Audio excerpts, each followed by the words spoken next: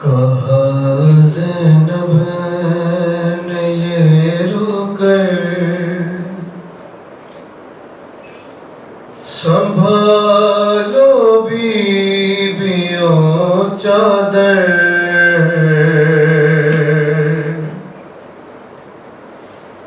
سرے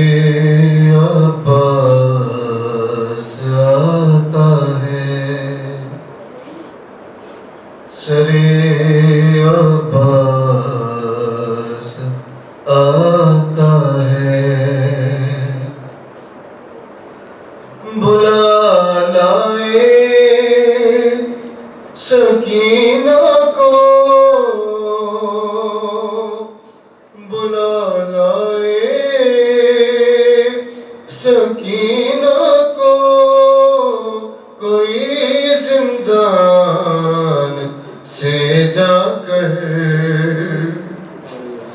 سرے عباس آتا ہے سرے عباس آتا ہے یہ غیرت کا خدا ہے اس کی غیرت کا تقاضا تھا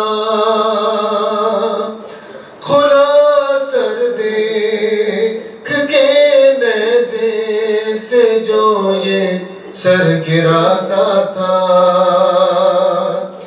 نہیں ہے پاس گر چادر تو رکھ لو ہاتھ ای سر پر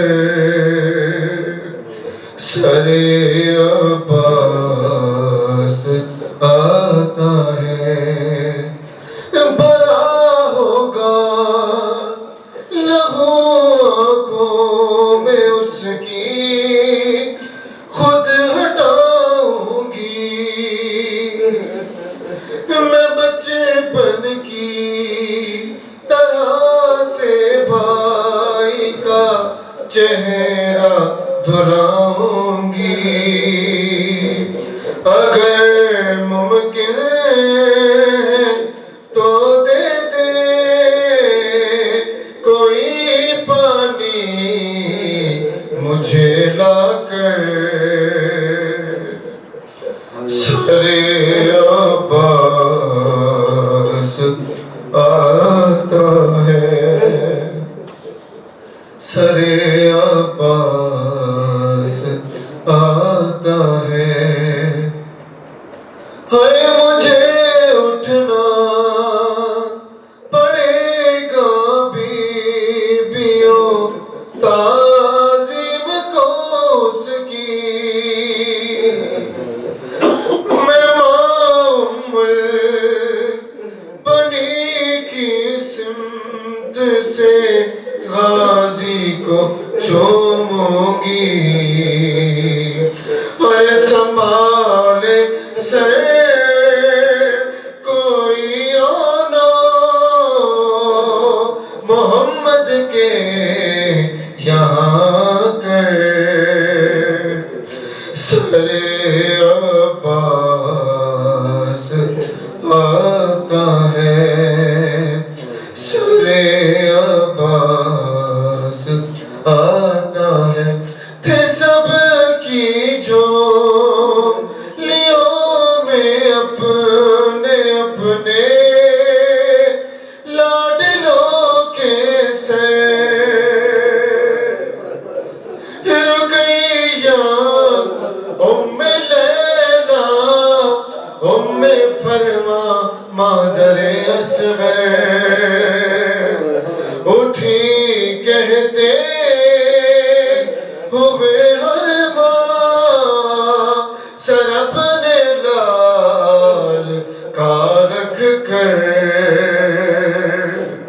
سرے عباس آتا ہے سرے عباس آتا ہے محمد وآل محمد بلند ترین سلام لا حول ولا قوة إلا بالله العلي العظيم حسبنا الله ونعم الوكيل نعم المولى ونعم النصير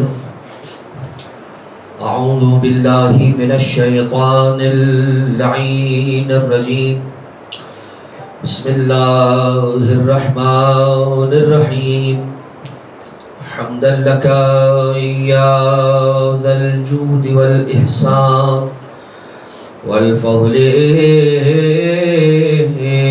والطول والامتنان وصلاة وسلاما على من لا ينطق عن الهوى إن هو إلا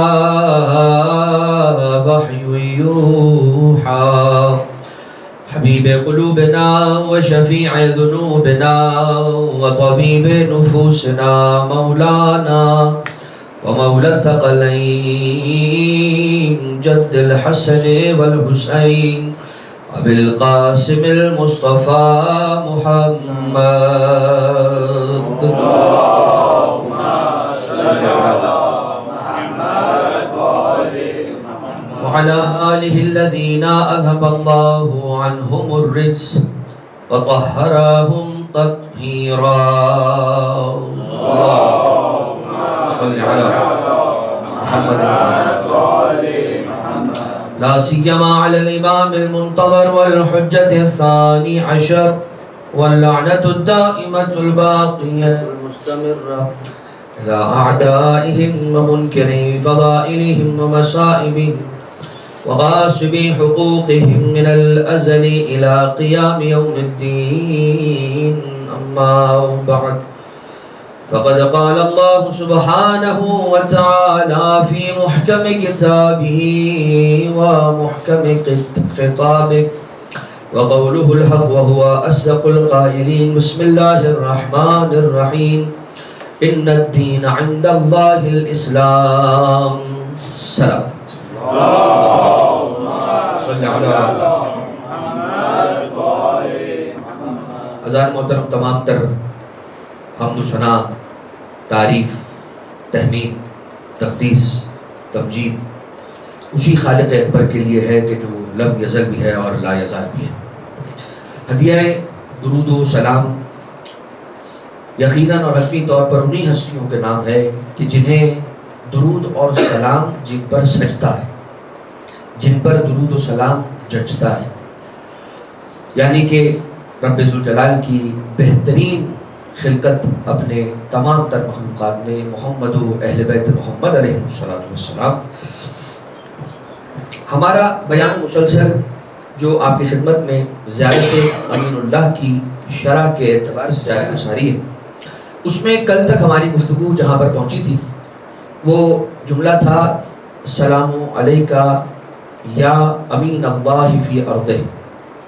آج بات کو آگے بڑھاتے ہوئے وحجتہ علی عبادہ، امین اللہ فی ارضہ، اللہ کے امانت دار اللہ کی زمین پر، یعنی خدا کی امانتیں اگر چاہیے تو جس دروازے پر آنا ہے وہ رسول اولاد رسول علی اولاد علی کا دروازہ ہے۔ اسی کے ساتھ ساتھ وہ چیزیں کہ جو خدا کی طرف سے آئی ہیں اور جن میں کوئی تفصیل طلب بات ہو تو پھر انہی کے پاس آنا ہوگا کہ جو امناء اللہ ہیں اور اللہ کے امین ہیں، یعنی کہ قرآن کریم کی جب تفسیر یا تعویل یا ظاہر یا باطن کی بات آئے گی تو اس کے لیے بھی ہمیں اپنی ذہن سے کسی قرآن کریم کی آیت کی تفسیر نہیں کرنی ہے، بلکہ آنا ہے ان کے پاس کہ جو امین اللہ فی ارضہ ہیں، جنہیں خدا تعالیٰ نے وارثان قرآن بنایا ہوا ہے، جن کو قرآن کریم کے ظاہر و باطن و محکم و متشابہ و تفسیر و تعویل سے آگاہ فرمایا ہے۔ وحجتہ علی عبادہ، اور اس کی حجت اپنے بندوں پر۔ ہم نے جس آیت وافی ہدایت کی تلاوت کا شرف حاصل کیا ٹائٹل میں، سرنامہ کلام میں، اس میں خدا کہہ رہا ہے ان الدین عند اللہ الاسلام۔ خدا اگر کیا فرما رہے ہیں؟ اللہ کے نزدیک جو دین ہے وہ اسلام ہے۔ اگر چاہتا تو آیت میں یوں بھی کہا جا سکتا تھا کہ ان الدین الاسلام، دین اسلام ہے، سب جان لو دین تو اسلام ہے، لیکن خدا نے یہاں پر یہ چھوٹا سا لفظ استعمال کر کے ان الدین عند اللہ الاسلام، اللہ کے نزدیک جسے دین کہتے ہیں وہ اسلام ہے. یعنی خدا جانتا ہے کہ اس دین اسلام، دین مبین اسلام جو کمپلیٹ ترین اور بہترین کوڈ آف لائف ہے انسان کے لیے، اس کو جب دیا جائے گا تو اس میں توڑ مڑوڑ کی جائے گی، اضافہ اور کمی کی جائے گی، اور اپنی مرضی سے اس میں ماڈیفیکیشنز کرنے کی کوششیں کی جائیں گی. جو پسند آئے گا وہ لے لیا جائے گا، جو پسند نہیں آئے گا اسے چھوڑنے کی پوری کوشش کی جائے گی، صحیح غلط ریزننگ اور دلائل دینے کے ذریعے سے. اس لیے خدا نے پہلے دن سے یہ کہہ دیا اللہ کے نزدیک دین اسلام ہے، تمہارے نزدیک جو بھی ہو. لہذا قیامت میں جب تم کچھ بھی لے کر جاؤ گے تو وہ جو اللہ کے نزدیک اسلام ہے اس سے کمپیئر کیا جائے گا. اگر اس کے مطابق ہوگا تو اسے ایکسیپٹ کیا جائے گا، اگر اس کے مطابق نہیں ہوگا تو اسے رد کر دیا جائے گا. یہی وجہ ہے کہ کہا جاتا ہے کہ جب اللہ کے پاس لے کر جائیں گے تو اللہ اپنے نزدیک جو دین اسلام ہے اس سے کمپیئر کر کے ہماری اعمال و افعال و ایمان کو چیک کر کے صحیح غلط کرے گا، اپروو ڈس اپروو کرے گا. تو اسی کا دامن کیوں نہ تھام لے کہ جو اسی کی بارگاہ سے بھیجا گیا ہو، جسے امام معصوم کہا جاتا ہے. اور امام معصوم علیہ السلام کو جب بھیجا گیا ہے تو ظاہر سی بات ہے انہیں سارے کے سارے وہ ٹولز آف تبلیغ عطا کر کے بھیجا گیا ہے کہ جو کار رسالت یا کار امامت میں درکار ہیں، جن کی ضرورت ہے، یعنی کہ معاجز، معجزات، یعنی کہ علم جو کہ امام علیہ السلام کے پاس ہوتا ہے. اور حجتہ علی عبادہ، حجت کے معنی کیا ہے؟ حجت کے معنی یہ ہے کہ جس کے بعد فائنل ورڈکٹ اور فائنل خدا تعالیٰ کا جو انتظام ہے نا، اسے حجت کہتے ہیں. انسان کو خدا نے خلق کیا ہے اور خلق کرنے کا پروردگار عالم کا انداز بندے کا خلق کرنے کا یہ ہے کہ اگر اس نے مجھے خلق کیا ہے اور میری ضرورتوں کو میرے ساتھ خلق کیا ہے نا، انسان خلق ہوتا ہے اس کی ضرورتیں اس کے ساتھ خلق ہوتی ہیں. میں خلق ہوتا ہوں تو پیاس کو الگ سے خلق نہیں کیا جاتا، انسان کو خلق کیا جاتا ہے. پیاس اس کے اندر ہے، بھوک اس کے اندر ہے، علم کی تشنگی اس کے اندر ہے، سننے کے لیے اچھی اچھی آوازیں اسے چاہیے، کہ اس کے نیچر میں، اس کے مزاج میں، اس کی طبیعت کے اندر خدا نے رکھا. لیکن اس اللہ کا کمال یہ ہے، اس کریم رب ذوالجلال کا، رب الارباب کا کمال یہ ہے کہ وہ انسان کے جسے کھانا بھوک لگے گی پیدا ہونے کے بعد، بھوک لگے گی خلق ہونے کے بعد، کھانا چاہیے خلق ہونے کے بعد، غذا چاہیے خلق ہونے کے بعد، اناج چاہیے خلق ہونے کے بعد. لیکن پروردگار عالم نے انسان کو بعد میں بھیجا ہے، جو اس کی ضرورت ہے اسے پہلے پرووائڈ کیا.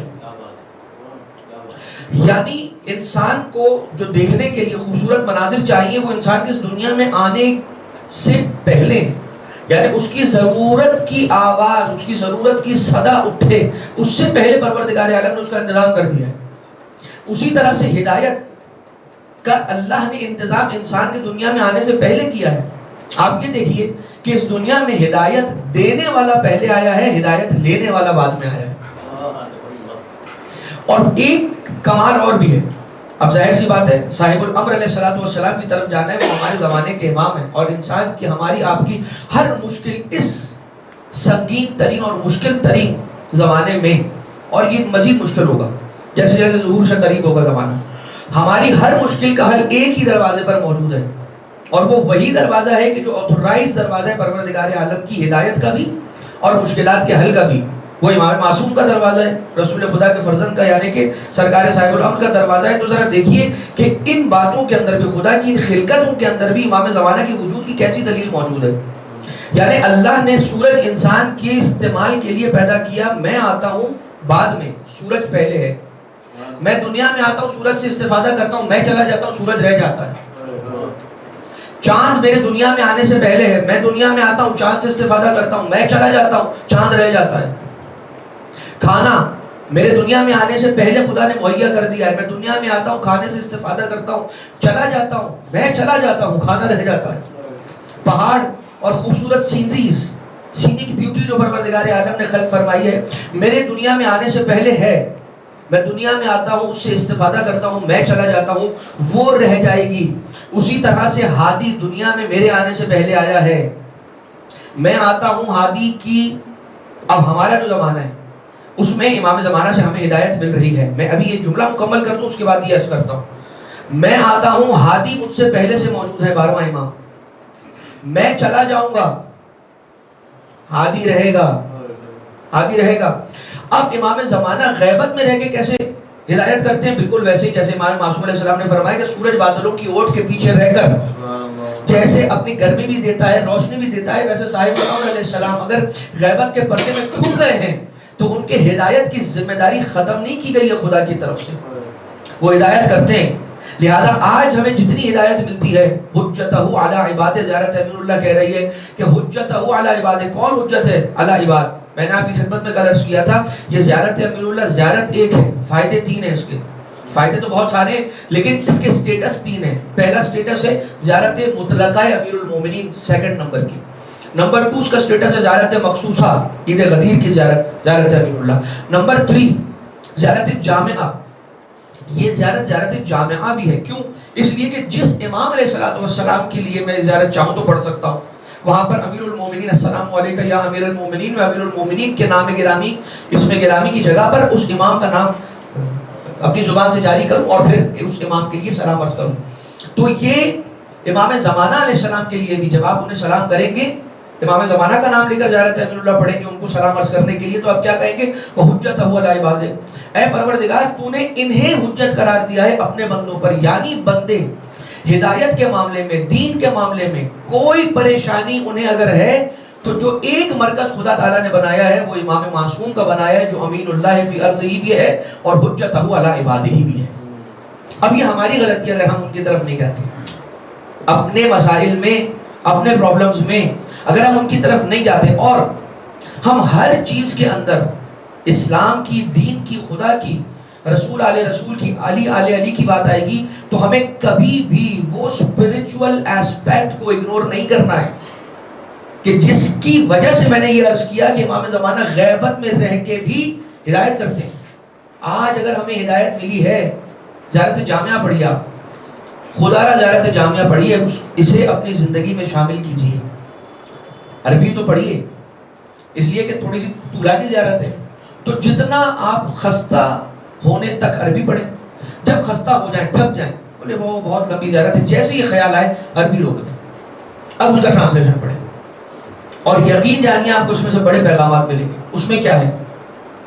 علم اللہ معالم دیننا بکم علمنا اللہ معالم دیننا واصلح ما کان فسد من دنیانا بکم ينزل الغیث وبکم یمسک السماء ان تقع علی الارض، آپ کے صدقے میں آسمان سے بارش برستی ہے، آپ کے سبب سے، بکم آپ کے ذریعے سے خدا تعالیٰ نے اس آسمان کو روکے رکھا ہے کہ جو بغیر نظر آنے والے پلرز کے سہارے سے خدا نے کھڑا کیا ہے۔ وَبِكُمْ عَلَّمَنَا اللَّهُ مَعَالِمَ دِينِنَا وَأَصْلَحَ مَا كَانَ فَسَدَ مِن دُنْيَانَا، دین کے جتنے معالم اور ٹیچنگز ہیں آپ کی وجہ سے مجھے خدا نے عطا کیے۔ وَأَصْلَحَ مَا كَانَ فَسَدَ مِن دُنْيَانَا، اور خدا نے دنیاوی میرے امور جتنے ہیں ان کی اصلاح کی ہے، بِكُمْ آپ کی وجہ سے، حجتہ علی عبادہ۔ چھٹے امام علیہ السلام ہیں حضرت صادق آل محمد امام جعفر صادق علیہ السلام۔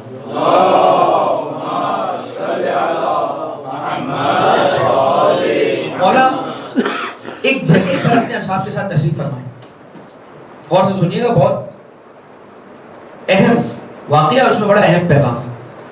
وہاں پر حمران ابن اعین، نام سنا ہوگا، حمران ابن اعین، ذرا سا اس پر ریسرچ کیجئے گا کہ حمران ابن اعین اور زرارہ ابن اعین یہ کون تھے، یا زرارہ ابن اعین یہ کون تھے؟ یہ دو لوگ، یہ دو بھائی تھے، اور یہ دو بھائی وہ تھے کہ جو کرسچینٹی کے اندر تھے، اور یہ کس طرح سے مسلمان ہوئے؟ پانچویں امام علیہ السلام کے ہاتھوں پہ، اور پھر چھٹے امام علیہ السلام، پانچویں امام علیہ السلام کے بھی کمپینین بنے، صحابی بنے، چھٹے امام علیہ السلام کے بھی صحابی بنے، اور امام کے بڑے نمایاں اصحاب میں سے قرار پائے، اور امام علیہ السلام کی بہت ساری حدیثیں نریٹ کرنے والے اور روایت کرنے والے، لوگوں تک پہنچانے والے، اور لوگوں کی تربیت امام علیہ السلام کی جانب سے ان کی اجازت سے کرنے والے وہ بھی موجود ہیں، اور کچھ اور اصحاب ہیں۔ وہاں پر موجود ہیں ہشام ابن حکم، ہشام ابن حجتہ علی عبادہ، خدا نے حجت قرار دیا۔ خدا نے حجت قرار دیا کا معنی کیا ہے؟ خدا نے حجت قرار دیا ہے امام کو، نبی کو، وصی نبی کو حجت قرار دیا ہے کہ خدا اپنے بندوں کو لاوارث نہ چھوڑ دے ہدایت سے۔ خدا کہہ رہا ہے ان الدین عند اللہ الاسلام، دین تو میرے نزدیک اسلام ہے، لیکن خدا یہ نہ بتائے کہ اسلام ہے کیا. یہ تو نہیں ہو سکتا نا. دین میرے نزدیک اسلام ہے، لیکن میں یہ نہیں بتاؤں گا کہ یہ دین اسلام کیا ہے اور اس کے آرٹیکلز کیا ہیں اور اس کا خط و خال کیا ہے. نہیں، وہ بتائے گا. اس کا انتظام اسی کی ذمہ داری. اس نے کہا ہے کہ ان علینا للہدی وان لنا للآخرۃ والاولی. ہدایت کی ذمہ داری میری ہے، قیامت میں اسی لیے کوسچنیبل بھی تم ہو، میں تم سے پوچھنے کا حق رکھتا ہوں.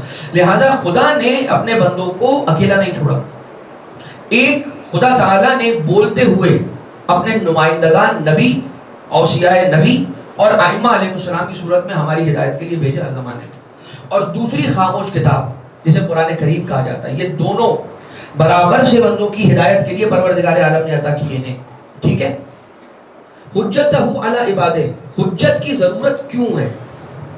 وائی ایک رہنما، ایک امام، ایک گائیڈ کرنے والے کی ضرورت کیوں ہے؟ بلکہ اس سے پہلے تو یہ سوال ہوگا کہ ایک دین کی ضرورت ہے کیوں؟ آج کا اور آج سے اگلے کئی سالوں تک کا بڑا ہاٹ ٹاپک ہے ایتھیزم. اور جتنا انسان ہو سکے آل محمد کی تعلیمات سے قریب تر رہے تاکہ اس طرح کی برائیوں سے بچے. اس لیے کہ یہ جو ابھی میں نے نام لیا، یہ اعلان کر کے نہیں آئے گا کہ آئی ایم کمنگ. یہ نہیں کہا جائے گا کہ ہم یہ سکھا رہے ہیں، جس کو سیکھنا آئے، جس کو نہیں سیکھنا نہ آئے. نہیں. اور اس کا آغاز ایک ایسی چیز سے ہوتا ہے جس کا انسان سوچ بھی نہیں سکتا کہ اس پوائنٹ سے آغاز کیا جا رہا ہے. مثال کے طور پر ویجیٹیرین بنانا. This is the first step of atheism. پہلا اسٹیپ یہ ہے. کیوں؟ اب کیوں کہوں گا تو پھر مجھے اس کا جواب بھی دینا پڑے گا، اس لیے میں کیوں کہوں گا ہی نہیں. یہ اگر ہو اور کہیں پر ملاقات ہو تو مجلس کے بعد آپ پوچھ سکتے ہیں، میں آپ کی خدمت میں عرض کر دوں. لیکن یہ جو بڑے اچھے خوبصورت قسم کے سلوگنز اور اس طرح کی باتیں آتی ہیں جو انسان کو فکری طور پر اٹریکٹ کرتی ہے، وہ صرف انسان یہ کرے کہ حجتہ علی عبادہ ہی کا جو لائنیج ہے، ان کی جو ٹیچنگز ہیں، اس سے میچ کر رہی ہے یا نہیں کر رہی ہے. یہ زیارت امین اللہ کا پیغام ہے. تو دین کی ضرورت کیا ہے یہ سماعت فرمائیے. خدا نے انسان کو کیسے بنایا ہے؟ انسان کا جو لفظ ہے نا، دا ورڈ انسان، یہ نکلا ہے انس سے. آپ نے دیکھا ہوگا جو انسان واقعی میں انسان ہوتا ہے وہ محبت دیتا ہے، انسیت دیتا ہے اور فوراً انسیت کر دیتا ہے. یعنی آپ دیکھیں گے کہ آپ جب ملتے ہیں لوگوں سے تو بہت سارے ایسے لوگ ہوتے ہیں کہ جو بڑا خیر سگالی کے ساتھ آپ سے ملتے ہیں، کھلے دل سے ملتے ہیں. کچھ ہوتے ہیں وہ تھوڑا سا گیپ رکھتے ہیں، تھوڑا سا آپ کو جج کرتے ہیں، تھوڑا دیر گزرتی ہے تو پھر وہ آہستہ آہستہ آپ کے ساتھ فرینک ہوتے ہیں. بڑا فوراً سے آگے جلدی سے ایسے گرم جوشی سے ہاتھ نہیں ملاتے، رکتے ہیں، ٹھہرتے ہیں فار اینی ریزن. لیکن ایک بات یاد رکھیے گا، انسان اپنی جب فطرت کے اندر سلامت فطرت رکھتا ہے تو وہ ذہن کے اندر کسی کو جج نہیں کرتا کبھی بھی، کسی کے بارے میں بغیر اس سے ملے، بغیر اس سے بات کیے، اپنے ہی تئیں کسی کو دیکھ کے، اس کی شکل کو دیکھ کے اگر اچھی لگ رہی ہے نہیں اچھی لگ رہی کسی بھی وجہ سے، اس کے بارے میں کوئی طے نہیں کرتا. کیوں؟ انسان انس سے نکلا ہے، محبت کرتا ہے، محبت چاہتا ہے، محبت بانٹتا ہے. اب انسان محبت کرتا ہے تو اس کا پیش خیمہ کیا ہے؟ یہ بہت کام آنے والی آپ کو بات ہے. آپ کی زندگی کے کئی موڑ پر آپ کو یہ بات کام آئے گی. جب آپ سے پوچھیں گے نا لوگ، ایسی سوسائٹیز میں جب انسان رہتا ہے نا کہ جہاں پر ویسٹرن چیزیں بہت زیادہ انجیکٹڈ ہو جاتی ہیں تو وہاں پر اس طرح کی باتیں ہوتی ہیں. دین کی ضرورت کیا ہے ہمیں؟ جواب، انسان اللہ نے بنایا ہے، یعنی انسان جو خلق ہوا ہے نا، جس طرح سے انسان خلق ہوا، ابھی تو اللہ کی بات ہی نہیں کرے نا. انسان جیسے خلق ہوا ہے وہ اس طرح سے خلق ہوا ہے کہ اکیلا نہیں رہ سکتا. انس، محبت ہے اس میں بھری ہوئی ہے، انسیت بھری ہوئی ہے. تو یہ انسیت بانٹنا چاہتا ہے، انسیت دینے کے لیے کوئی ہونا چاہیے سامنے. اس لیے انسان اکیلا نہیں رہ سکتا. اس کی دلیل کیا ہے؟ کسی نے کرائم کیا تو اس کو کیا کرتے ہیں؟ جیل میں بند کرتے ہیں. کیوں؟ یہ سزا ہے، اکیلے رہو. یہ سزا ہے، اکیلے رہو. کیوں؟ کیونکہ جانتے ہیں یہ سزا بنانے والے، اس سزا کو ڈیزائن کرنے والے یہ بات جانتے ہیں کہ یہ اکیلا رہے گا، پھر ہم اس کو مارنے کی ضرورت دیں گے، یہ سلولی خود ہی مر جائے گا. آپ دیکھیے اکیلا بند کر دیجیے، نعوذ باللہ، اللہ نہ کرے کسی کو، اس کا وزن، اس کا ویٹ گرنا شروع ہو جائے گا. اور کیوں ایسا ہوتا ہے کہ وہ کہتے ہیں کہ اس کو اگنور کرو. اگنور کر دینا ہی اس کی سب سے بڑی سزا ہے. انس انسان انس چاہتا ہے، محبت چاہتا ہے دینا چاہتا ہے. تو اس وجہ سے انسان سوسائٹیز بنا کر رہتا ہے. یہ اس کی فطرت میں، اس کے نیچر میں کہ انسان جو ہے وہ سوسائٹیز بنا کر رہتا ہے. اکیلا نہیں رہ سکتا، سوسائٹی بنا کر رہتا ہے. بہت سارے لوگ ہیں وہ کہتے ہیں یار وہ فلاں ہو سوسائٹی بہت اچھی ہے شہر کے باہر، لیکن وہ اتنی دور ہے کہ میں اپنی سوسائٹی سے کٹ جاؤں گا، اکیلا رہ جاؤں گا. لہذا کئی سال گزر گئے، میں ساری فیزیبلٹی چیک کر چکا ہوں اور میرے لیے بہت پاسبل ہے اس اچھی سی سوسائٹی کے اندر. اس اچھی سوسائٹی کی لیگیلٹی کے بارے میں مت پوچھے گا، لیکن اس اچھی سوسائٹی میں جا کر میں رہنا. لیکن کیوں؟ کیونکہ میں اپنے دائرے سے باہر نہیں نکل پا رہا. تو جب انسان سوسائٹی بنا کر رہتا ہے، انسان سوسائٹی کے بغیر، لوگوں کے بغیر نہیں رہ سکتا، تو لوگوں کے درمیان رہتا ہے. لوگوں کے درمیان رہتا ہے، سوسائٹی بنا کر رہتا ہے. سوسائٹی بنا کر رہتا ہے، ایک دوسرے کے قریب رہتا ہے. ایک دوسرے کے قریب رہتا ہے، ایک دوسرے کی پرائیورٹیز ٹکراتی ہیں. ایک دوسرے کی پرائیورٹیز ٹکراتی ہیں تو جھگڑا ہوتا ہے. جھگڑا ہوتا ہے تو سوسائٹی ٹوٹ جاتی ہے. وہ انسان جو اس لیے سوسائٹی بنا کر رہا تھا کہ میں سوسائٹی بنا کے رہوں تاکہ ایک اچھی زندگی گزار سکوں، وہ جب سوسائٹی بنا کر رہتا ہے تو لوگوں کے درمیان رہنے کی وجہ سے آپس میں مفادات ٹکراتے ہیں، اختلاف ہوتا ہے تو لڑائی ہوتی ہے تو معاشرہ ٹوٹ جاتا ہے. اب کوئی ایسا میکینزم میڈیم چاہیے کہ جو انسان کو ایک ایسی زندگی گزارنے کا ڈھنگ اور سلیقہ سکھائے کہ لوگوں کے ساتھ بھی رہے اور مل جل کر بھی رہے تاکہ سوسائٹی سلامتی سے چلتی رہے اور نہ ٹوٹے. اسی سلیقے کو، اسی راستے کو، اس طریقے کو دین کہا جاتا ہے. اسی راستے کو دین کہا جاتا ہے. اور انسان کے عمل کو کنٹرول رکھنے کیا مطلب کیا؟ کہ جو صحیح ہے وہ انسان کرے، جو غلط ہے اسے چھوڑ دے. اب آ جائیے وہ انسان جو دین کی ایک ضرورت ہی ہو گئی. نمبر 2، جب دین کی ضرورت کی بات ہو گئی تو اب حجت خدا کی ضرورت کیا ہے کہ کوئی ایک ہو کہ جو وہاں پر ہمیں صرف تھیوریز نہ ہو، پریکٹیکل کر کے دکھائے. اسے کہتے ہیں حجت خدا. اور حجت خدا کی ضرورت پر ایک دلیل ہشام ابن حکم نے ایک شخص کو دی کہ چھٹے امام علیہ السلام جب اپنے اصحاب کے ساتھ بیٹھے ہوئے تھے، ضرورت امام، ضرورت نبی، ضرورت وصیہ نبی کیا ہے، اس پہ یہ واقعہ مختصر میں جلدی عرض کرتا ہوں کہ مولا نے چھٹے امام علیہ السلام نے اپنے اصحاب کے سامنے بیٹھے تھے، حمران ابن عیل وغیرہ تھے، بڑے بڑے اصحاب ہیں. ان سے کہا کہ ارے ہشام، اب ہشام ان سارے اصحاب میں عمر کم ہے، تھوڑی ان کی ایج کم ہے، لیکن بہت ہونہار، امام کا شاگرد بھی اور صحابی بھی. امام نے مسکراتے ہوئے ہشام سے کہا کہ او ہشام، وہ ذرا بصرہ والا واقعہ تو سناؤ، یہ اپنے اساتید کو اور اپنے ساتھیوں کو، اپنے کولیگز کو. تو ہشام ابن حکم کہتا ہے کہ مولا آپ کے ہوتے ہوئے میں نہیں بولوں گا، آپ جس محفل میں ہیں وہاں پر یہ مناسب نہیں ہے کہ میں کوئی کلام اور کوئی گفتگو کروں. امام نے فرمایا جب ہم حکم کر رہے ہیں تو تمہاری ذمہ داری ہے کہ کہو جو ہم کہہ رہے ہیں کرو. اور پھر ہشام ابن حکم نے یہ کہا، ہشام ابن حکم نے کہا کہ میں بصرہ گیا ہوا تھا یہ اپنا رسول اللہ، اور میں نے وہاں پر سنا کہ ایک شخص ہے کہ جس نے سلونی کا دعویٰ کیا ہے، یا جس نے جو لوگوں کو جمع کیا ہے اور جمع کر کے ان لوگوں کی تربیت کر رہا ہے، ان کو لیکچر دے رہا ہے اور ان کو اپنے راستے پر لے کر آ رہا ہے، اور اس کا راستہ دین اسلام کے راستے سے الگ والا راستہ ہے.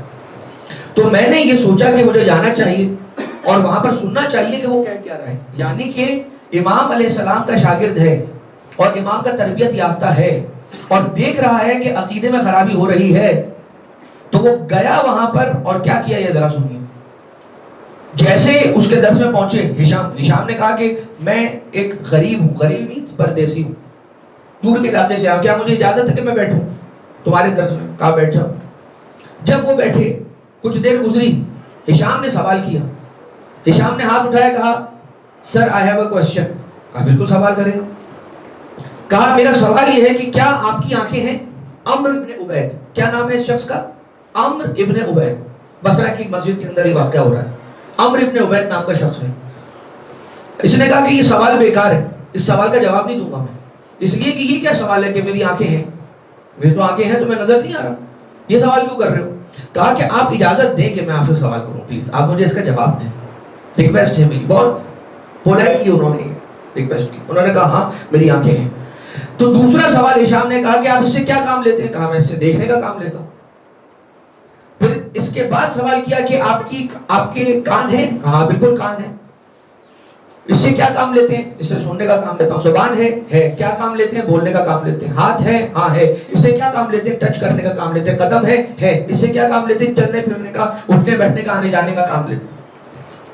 کہا کہ آپ یہ بتائیے کہ دل جو ہے سینے میں آپ کے وہ ہے؟ ہنستا ہوا اور مذاق اڑاتا ہوا کہہ رہا ہے ہاں وہ بھی ہے. بھلا اس دل کا کیا کام ہے آپ کی باڈی میں؟ کہا کہ وہ سارے کے سارے سگنلز جو آنکھ کلیکٹ کرتی ہے، جو انفارمیشن، کان جو انفارمیشن کلیکٹ کرتا ہے، زبان جو انفارمیشن ٹیسٹ کے حوالے سے ٹیسٹ برڈ سے کلیکٹ کرتی ہے، ہاتھ جو لمس کر کے کلیکٹ کرتی ہے انفارمیشن، قدم جہاں آنے جانے کی سارے کام کرتے ہیں، یہ ساری انفارمیشن پروسیس کرتا ہے میرا دل. اور وہ جو آنکھ ہے وہ صرف دیکھتی ہے، یعنی دیکھتی ہے کیسے؟ وہ صرف اور صرف ان کلرز کو اور اس لائٹ کو کلیکٹ کر کے دل تک پہنچاتی ہے. فیصلہ دل کرتا ہے کہ دیکھا کیا ہے. کان سنتے ہیں اس آواز کو، وہ آواز اس پورس بون سے جا کے ٹکراتی ہے کہ جس سے وہ سگنل اور ڈیٹا کلیکٹ ہوتا ہے، اور اس ڈیٹا کو تمیز دینے والی چیز کیا ہے؟ دل. وہ بتاتا ہے. کہا دیکھو یہ دل جو ہے نا، اس کی پورے کی پوری باڈی میں کیا ضرورت ہے؟ کوئی ضرورت نہیں. تمہاری آنکھ سلامت ہے، اس سے دیکھو چلو پھرو جاؤ آؤ جاؤ. کان سلامت ہے، ہاتھ سلامت ہے، دل کی کیا ضرورت ہے؟ کہا نہیں، دل ان سب پر سرداری رکھتا ہے. دل ان سارے کے سارے اعمال پر حجت قائم کرتا ہے. دل ان سب کو کنٹرول کرتا ہے. یعنی کہ آنکھ ہر وقت کھلی نہیں رہتی ہے، بند بھی ہوتی ہے. یہ کان ہر وقت ہر چیز نہیں سنتے، یہ کبھی سنتے ہیں کبھی نہیں سنتے. زبان ہر وقت بولتی نہیں رہتی ہے، یہ کبھی بولتی ہے کبھی خاموش رہتی ہے. اور ہر وقت نہیں کچھ کھاتا رہتا ہے، اور ٹیسٹ برڈ ہر وقت نہیں ایکٹیویٹڈ رہتے ہیں. یعنی کہ دل کا کام یہ ہے کہ جتنے اعضائے بدن ہیں ان پر حجت کی حیثیت رکھتا ہے، ان کو کنٹرول کرتا ہے. اب ہشام نے نیچے سے بیٹھ کر یہ کہا کہ جب ایک چھوٹا سا انسان کا جسم بغیر حجت کے خدا نے نہیں چھوڑا ہے، تو یہ اپنی ساری کی ساری کائنات اتنے سارے بندوں کو اپنے ہادی اور حجت کے بغیر کیسے چھوڑ دے گا؟ جیسے یہ سنا نا، آپ یقین کریں، جیسے سنا کہا انت ہشام، کیا تو ہشام ہے؟ یعنی امام علیہ السلام کا ایک صحابی، ایک ایسا صحابی جو امام کا سچا صحابی ہے، شاگرد ہے، امام سے غزوہ فیض کرنے والا ہے، وہ صرف اور صرف مدینہ میں بیٹھ کے کام کر کے امام سے سیکھ کے جو وہاں پر اس کا نام ہوا ہے وہ وہاں نہیں رہا. وہ مدینہ سے نکلا، عراق پہنچا، کوفہ پہنچا، شام پہنچا، بصرہ پہنچا، یمن پہنچا. یعنی اتنا مشہور ہو گیا ہشام کہ وہاں بصرہ کے اندر جا کر انونیمس بندہ بن کے خاموشی سے بیٹھ کے سوال کیا ہے. وہ سوال ایسا تھا اور وہ دلیل ایسی تھی کہ سامنے والا پوچھنے پہ مجبور ہو گیا. ایسا علم اور ایسا سوال کرنے کی کوئی حیثیت سوائے موسیٰ ابن کاظم، موسیٰ ابن جعفر صادق، امام باقر علیہ السلام کے صحابی اور شاگرد کے علاوہ کوئی کر نہیں سکتا. تو ہی ہشام ہے. اور جتنا ہشام نے بچنے کی کوشش کی وہ نہیں مانا. اس نے کہا تم کہاں کے رہنے والے ہو؟ کہا کوفہ. کہا اگر تم کوفہ کے رہنے والے ہو دس مینز کہ تم ہشام ہو. اور یہ بات یاد رکھو، جب تک تم یہاں ہو میں ممبر پر نہیں بیٹھوں گا. وہ اتر گیا اور چلا گیا. حجتہ علی عبادہ، یہ خدا کی حجت کا کام ہے کہ بندگان خدا کی ایسی ہدایت کرتے ہیں کہ ساقط ہونے ایسی دلیل پیش کرتے ہیں کہ جس کے بعد یصح السکوت علیہا، جس کے بعد سکوت واجب ہو جاتا ہے. وحجتہ علی عبادہ، السلام علیکہ یا امیر المومنین، سلام ہوں آپ پر اے امیر المومنین. یہاں پر میں زیادہ نہیں رکوں گا، صرف ایک بات کہ یا امیر المومنین، یہ جو امیر المومنین کا ٹائٹل ہے، لقب ہے، دس از ایکسکلوسیو فار دی فرسٹ امام حضرت ابو الحسن علی ابن ابی طالب علیہ السلام، ان کے لیے. اور کسی نے جب چھٹے امام علیہ السلام کو یا امیر المومنین کہہ کے پکارا تھا، سرکار نے اسے ڈانٹ کے خاموش کیا تھا، خبردار اس لقب سے تم ہمیں بھی نہیں پکار سکتے، اس لیے کہ رسول اللہ نے یہ لقب خاص رکھا ہے امیر المومنین علیہ السلام کے لیے. السلام علیکم یا امیر المومنین، اشہد انک جاہدت فی اللہ حق جہاد وعملت بکتابہ واتبعت سنن نبیہ. یعنی آپ نے حق جہاد فرمایا اور واتبعت سنن نبی، آپ نے نبی خدا کی سنت پر کما حقہ عمل کیا. واتبعت سنن نبی حتی دعاک اللہ الی جوارہ، یہاں تک کہ خدا نے آپ کو اپنے جوار میں بلا لیا، فقبضک الیہ باختیارہ، اور آپ کو قبض کر لیا، لوگوں کے درمیان سے اٹھا کے اپنی بارگاہ میں منتقل کر دیا. یعنی کہ اتنا بڑا علی، جیسے امیر المومنین کا ٹائٹل ملا ہے، ان کے لیے کیا کہا جا رہا ہے؟ واتبعت سنن نبی، عملت بکتابہ، خدا کی کتاب کی تعلیمات پہ عمل کرنے والا علی. واتبعت سنن نبی، اور نبی کی سنت پہ عمل کرنے والا علی. یعنی کہ علی وہ ہے کہ جو علی ہو کے بھی کتاب خدا کی تعلیمات پہ عمل کرنا چھوڑتا نہیں ہے. علی ہو کے بھی رسول کی سنت پہ عمل کرنا چھوڑتا نہیں ہے. تو جو علی کا ماننے والا ہے، جو غلام ہے، اسے کیسے آزادی مل جائے گی کہ وہ یہ کہے کہ چونکہ میں ان سے محبت کرتا ہوں اس لیے میں مجھ پہ یہ ساری چیزیں نہیں ہیں. حالانکہ یہی جملہ اس بات کا تقاضا کرتا ہے کہ چونکہ میں ان کا ماننے والا ہوں تو دوسرا کرے نہ کرے ان کی تعلیمات پر عمل، مجھے تو کرنا ہی ہے. واتبعت سنن نبی. اب آپ ذرا دیکھیے، حتی دعاک اللہ الی جوارہ، یعنی یقین، حتی اتاک الیقین، آپ یقین کی منزل پر آ گئے. یہ جملہ زیارت امین اللہ میں نہیں ہے، لیکن یہ جو کہا جا رہا ہے نا، یہ جو لفظ یقین ہے، اس یقین کا معنی جہاں پہ زیارت میں حتی اتاک الیقین، یہ جو یقین ہے امام حسین علیہ السلام کے لیے جو زیارت وارثہ کے اندر جملہ آیا ہے، آپ نے یوں کیا، نماز قائم کی، زکوٰۃ ادا کیا، یہ سب کچھ آپ نے کیا. حتی اتاک الیقین، یہاں تک کہ آپ یقین کی منزل پر آ گئے. یقین کی منزل کا معنی کیا ہے؟ امام معصوم علیہ السلام یقین کی اس منزل پر ہوتا ہے کہ وہ یہ نہیں ہوتا کہ ڈیولپ ہوتی رہے گی، ان کے یقین میں اضافہ ہوتا رہے گا. امام معصوم وہ ہوتا ہے کہ جو کہتا ہے لو کشف الغطاء لمزددت یقینا. علی ابن ابی طالب فرماتے ہیں کہ میرے سامنے سے سارے پردے اٹھا لیے جائیں تب بھی علی کے یقین میں اضافہ نہیں ہوگا. وہاں پہنچا ہوا علی کا یقین. یا علی، یا علی. یقین کیا ہے؟ یقین ہے اس کی بارگاہ میں پہنچ جانا. یقین کیا ہے؟ فزتو برب الکعبہ. علی تو کامیاب ہے. فزتو کے معنی کیا ہے؟ کہ آج میں لقائے رب کی منزل پر پہنچ گیا، آج میں اس سے ملاقات کے لیے چلا ہوں. یہاں پر یقین کے معنی کیا ہے؟ یقین انسان کی زندگی کی اتنی بڑی چیز ہے اور اتنی اہم چیز ہے کہ اگر یہ نہ ہو تو بہت ساری بڑی بڑی چیزیں اس کے لیے بیکار ہیں، کام کی نہیں ہے اگر یقین نہیں ہے. اگر انسان کے پاس یقین نہیں ہے، میں چھوٹی چھوٹی مثالیں آپ کی خدمت میں عرض کروں. آپ نے دیکھا ہے ایک چھوٹے بچے کو جب کھلا رہے ہوتے ہیں اور ہوا میں اچھالتے ہیں، تو جب وہ ہوا میں ہوتا ہے، بالکل ہوا میں معلق ہوتا ہے، اس کے چہرے پر کیا ہوتا ہے؟ اس کے چہرے پہ یقین ہوتا ہے، اس کے چہرے پہ اطمینان ہوتا ہے. کیوں؟ کہ یہ جو دو ہاتھ ہیں نا، یہ مجھے گرنے نہیں دیں گے. کیا ہمیں ان 12 14 5 ہاتھوں پہ یقین ہے جتنا ایک بچے کو یقین ہوتا ہے؟ حالانکہ وہ اس سٹیٹ میں ہوتا ہے، ایک لمحے کے لیے سوچیے اگر وہ نیچے سے بندہ جس نے اسے اچھالا ہے واپس تھامنے سے پہلے چلا جائے، ہٹ جائے، تو کیا ہو سکتا ہے؟ کتنی بڑی کیجوالٹی ہو سکتی ہے. لیکن وہ یہ سوچتا ہی نہیں ہے. وہ یہ سوچتا ہے کہ جنہوں نے مجھے اٹھایا ہے، یہ ہاتھ وہ ہاتھ ہیں جو مجھے گرنے نہیں دیں گے. نماز استسقاء کے لیے گئے، آپ نے سنا ہے نا، ایک بندہ تھا جو چھتری لے کر آیا. یہ اس کا یقین ہے، جو یقین ہے اس کا کہ یہ ایسی ہے کہ اگر یہ پڑھی تو ہوگی بارش. بالکل اسی طرح سے اب یہ مولا رضا علیہ السلام کے دربار کا واقعہ ہے یا مولا امیر المومنین کے دربار کا واقعہ ہے. ایک نابینا شخص تھا جو وہاں پہ بیٹھا ہوا ہوتا تھا، اور وہی بادشاہ جس کا نام ہے نادر شاہ، جو نادر شاہ جیسا بھی تھا، اسے علی نے اپنا ایک غلام بنایا.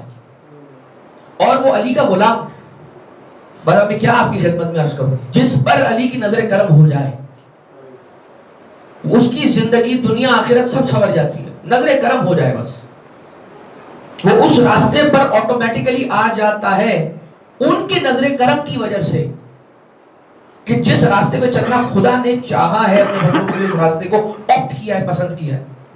نادر شاہ جیسا بادشاہ بھی اگر ہو، شراب پینا اس کے لیے کوئی بات نہیں ہے.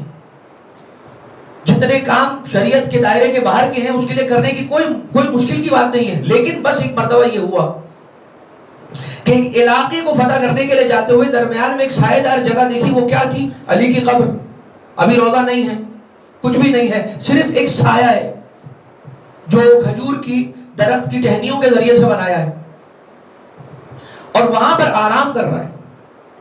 اور وہاں سے اس کو وہ حوالہ ملا، وہ آپ کا سنا ہوا واقعہ، اور کہتا ہے کہ میں واپس آؤں گا اگر یہ یہاں پہ جو دفن ہے جو مجھے بتایا ہے وہ بوڑھے شخص نے آ کے کہ یہ یہاں پہ شیعوں کا امام اور جس کے لیے آیت تطہیر نازل ہوئی وہ دفن ہے، تو ٹھیک ہے، اگر ایسا ہے تو میں جاؤں گا۔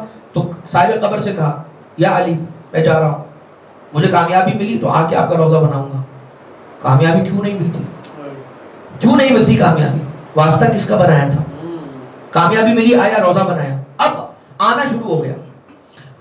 اور آ کے نادر شاہ کا یہ کام نہیں تھا کہ زیارت امین اللہ پڑھوں، زیارت مطلقہ پڑھوں، زیارت مخصوصہ پڑھوں، ادھر یوں، کچھ بھی نہیں، بس آنا جانا شروع ہو گیا علی کی پاک دربار میں۔ یہ جو نادر شاہ کا واقعہ ہے، کیا ہوا تھا؟ بار بار کہہ رہا تھا میں آرام کر رہا ہوں، مجھے آرام کا سامان لا کر تو دو۔ تو جب وہ لے کر آ رہا ہے حرام مشروب، اس کا غلام، جب اسے پہنچایا جا رہا ہے، لبوں سے لگا رہا ہے، کہہ رہا ہے یہ تو وہ نہیں ہے جو میں چاہتا ہوں، میں تمہیں قتل کر دوں گا، تم بار بار مجھے سرکہ پلا رہے ہو، میں کیا کہہ رہا ہوں میرے لیے لاؤ، وہ لے کر آؤ جو میں تم سے منگوا رہا ہوں۔ ایک مرتبہ کہا بادشاہ سلامت میں معاف کیجئے گا، میری طرف سے کوئی تقصیر نہیں ہے، میں لا تو آپ کے اسی اونٹ میں کے اوپر لگی ہوئی جو بوری ہے اس کے اندر جو سامان آپ نے رکھا ہے آپ کے آرام کا سامان، وہ میں وہی لے کر آ رہا ہوں، لیکن میں کیا کروں، یہاں تک لاتے لاتے میں کیسے بدل رہی ہے نہیں معلوم۔ تو اس نے کیا کہا تھا، یہاں پہ صاحب تطہیر کا مرکز دفن ہے، اس یہاں پہ نجاست قریب نہیں آ سکتی، اگر نجاست آ جائے تو نجاست نہیں رہتی۔ نادر شاہ جیسا بھی بدکار ہے آ نہیں سکتا، اگر آ جائے تو بدکار نہیں رہے گا۔ جس علی کے حرم میں شراب سرکہ بن جائے، اس علی کے حرم میں گنہگار اطاعت گزار کیوں نہیں بن سکتا؟ یہ ہے، اور اس علی کی زیارت، اس علی کے قریب ہونا، اس کی تعلیمات، ان کا کہا ہوا انسان کو کیوں نہیں بدل سکتا؟ اس لیے کہ میں خود نہیں بدلنا چاہتا، میں خود اپنے آپ کو اس راستے پر نہیں لانا چاہتا۔ جس دن یہاں سے فیصلہ کیا وہ مدد کرنے کے لیے حاضر ہے۔ وہ کیا کہتا ہے، جاتے یقین کی بات ہو رہی ہے نا، وہ جب آتا ہے نادر شاہ ایک نابینا کو دیکھتا ہے، اندھا شخص سے بیٹھا ہوا ہے۔ ایک مرتبہ نادر شاہ وہ کلک ہوا، انہوں نے بولا بھائی میں پوچھوں کہ اس کو ایسا کیا چاہیے کہ جو علی کے در سے ابھی تک نہیں ملا، ابھی تک نہیں ملا، علی کے در سے ابھی تک نہیں ملا، میں جب آتا ہوں ادھر اسی کو یہیں پہ بیٹھے ہوئے دروازے پہ چوکھٹ پہ دیکھتا ہوں۔ انہوں نے پوچھ لیا کہ حضور کیا حاجت ہے آپ کی، پوری نہیں ہو رہی؟ کہا میں یقین جانی ہے، ایسے لوگوں کو پوچھ لیجئے نا کہ حاجت کیا ہے تو وہ تو 10 منٹ لگائیں گے یہ سوچنے میں کہ واقعی میں حاجت کیا ہے۔ لٹرلی ایسا ہوتا ہے، کافی سارے لوگوں کو اپنا گول ہی نہیں پتا ہوتا کہ مجھے زندگی میں کیا کرنا ہے، کیا ہے میرا گول۔ پوچھ لیجئے، فوراً جواب نہیں ملے تو سمجھ جائیے کہ پہلے تو گول فکس کرنے کی بات ہے کہ بھائی یہ طے ہے، یہ ہے ٹارگٹ۔ اچھا خیر، کہا کہ وہ آنکھیں چاہتا ہوں میں، آنکھیں نہیں ہے میری، میں نابینا ہوں، مجھے آنکھیں چاہیے۔ کہا کہ ٹھیک ہے میں بھی جا رہا ہوں علی کو سلام کرنے، میں باہر آؤں گا، اگر تیری آنکھیں نہیں آئی ہوئی تو تیرا سر کاٹ دوں گا۔ بادشاہ ہے بھائی، بادشاہ ہے، مرضی ہے، استغفر اللہ، معذرت کے ساتھ کم ترین سزا جو بادشاہ چھوٹی سے جو مختصر ترین جو کم ترین سزا سناتے ہیں وہ سزائے موت ہوتی ہے، بادشاہ لوگ جو سناتے ہیں۔ کہا کہ میں آ رہا ہوں، کاٹ دوں گا سر۔ او ہو، اب تو جو ہوا، کہا کہ میں تو آنکھوں کے لیے بیٹھا تھا، اب تو جان جا رہی ہے۔ سب چھوڑ دیا، کشکول، پیسے، یہ وہ سب چھوڑ دیا اور چوکھٹ پہ گر گیا، رونے لگا، یا علی مجھے آپ ہی بچا سکتے ہیں۔ اور جب ایسے گڑ گڑایا ہے کہ اپنی ساری کشتیاں جلا کر یہ یقین پیدا ہو گیا کہ جتنی تیزی میں وہ سلام کر کے باہر آئے گا اتنا جلدی مجھے دنیا کا کوئی ڈاکٹر، کوئی مولانا، کوئی صاحب، کوئی جناب، کوئی نہیں بچا سکتا، یہی بچا سکتا ہے جو صاحب قبر ہے۔ جب اتنا یقین پیدا ہو گیا، آنکھیں آ گئیں، آنکھیں بھی مل گئیں، زندگی بھی مل گئی، مرنے سے بھی بچ گیا۔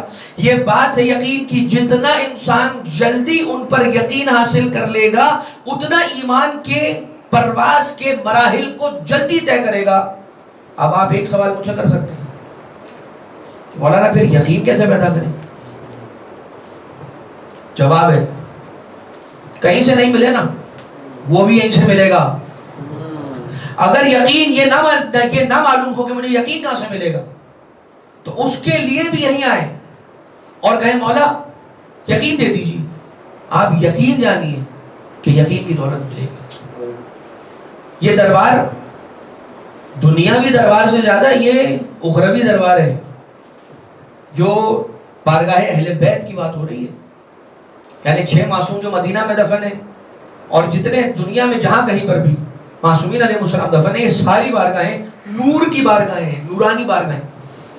ہمیں خاک کی پیکر، ہمارا نورانی جنبہ جتنا مضبوط ہوتا ہے، یہ ساری باتیں میں اتنے دنوں سے جو میں عرض کر رہا ہوں، زیارت امین اللہ، یہ وہ سب کچھ اس کی وجہ ایک ہی ہے کہ ہم ہیں بشر خاکی. نور کے قریب جتنا ہوں گے اتنا ہمارا نورانی جنبہ مضبوط ہو جائے گا. جتنا نور سے متمسک ہوں گے اتنا ہمارا نورانی جنبہ مضبوط ہوگا. جتنا ہمارا نورانی روحانی جنبہ مضبوط ہوگا اتنا ہماری زندگی گزارنے کا ڈھنگ بہتر ہو جائے گا، جو نظر آئے گا، ریفلیکٹ کرے گا. حجتہ علی عبادہ. اور پھر وہ جملے شروع ہوتے ہیں کہ اللہم انا قلوب المخبتین الیک والے، اللہم فاجعل نفسی مطمئنۃ بقدرک. یہ دعا کے جملے ہیں.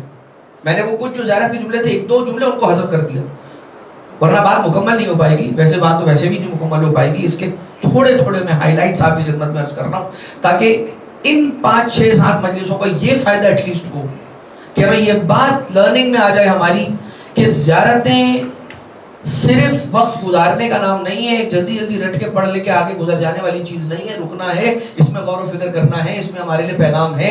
زیارت امین اللہ کا وہ جملہ جو دعا والا حصہ ہے جو سٹارٹ ہوتا ہے، وہ یہ کہتا ہے اللہم فاجعل نفسی مطمئنۃ بقدرک. اے پروردگار میرے نفس کو، مجھے اطمینان عطا فرما اپنی قدر پر، اپنی قدر پر. تو نے جو میرے لیے چن لیا اس پر مجھے مطمئن رہنے کی توفیق عطا فرما. 3 چیزیں: قدر، قضا، امضا. یہ 3 چیزیں جو خدا تعالیٰ کی بارگاہ سے صادر ہوتی ہیں اپنے بندے کی کسی بھی ایک معاملے کو پورا کرنے کے لیے، اس کو اکمپلش کرنے کے لیے.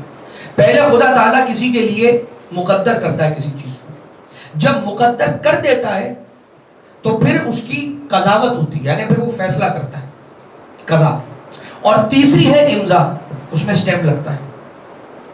3 باتیں کسی بھی حاجت کے پورا ہونے کے خدا کی بارگاہ میں 3 مرحلے. اور یہ 3 مرحلے یہ ہمارے آپ کے سوچنے کی بات ہے کہ یوں ہوگا پھر یوں ہوگا پھر یوں ہوگا. اذا اراد اللہ بشیء فیقول له کن فیکون. اور کن بولنے میں بھی بہت ٹائم ہے. یہ 3 مرحلے بہت تیزی کے ساتھ ہو جاتے ہیں. لیکن یہاں پر یہ جو جملہ ہے نا، اس جملے کے اندر بٹوین دا لائنز ایک پیغام ہے. اللہم فاجعل نفسی مطمئنۃ بقدرک راضیۃ بقضائک مولۃ بذکرک و دعائک. This is the result, this is what is required. تیسری چیز کیا ہے؟ مولۃ بذکرک و دعائک محبۃ لصفوۃ اولیائک محبوبۃ فی ارضک و سمائک. یہ اس کے بعد کی بات ہے. لیکن یہ جو 3 جملے، اللہم فاجعل نفسی مطمئنۃ بقدرک، میرے نفس کو اپنی قدر پہ مطمئن فرما. راضیۃ بقضائک، تیری قضا پہ راضی فرما. وَمُولَأَتًا بِذِكْرِكَ وَدُعَائِكَ. اگر یہ ہے نا مولۃ بذکرک و دعائک، تو راضیۃ بقضائک بھی ہوگا، مطمئنۃ علی کیا ہے؟ مطمئنۃ، ہاں سبحان اللہ، صحیح ہے، صحیح ڈاکٹر صاحب. تو مطمئنۃ، اللہم فاجعل نفسی مطمئنۃ بقدرک، مطمئنۃ بقدرک بھی ہوگا، راضیۃ بقضائک بھی ہوگا. کب؟ اگر اس کے پاس یہ ہے مولۃ بذکرک و دعائک.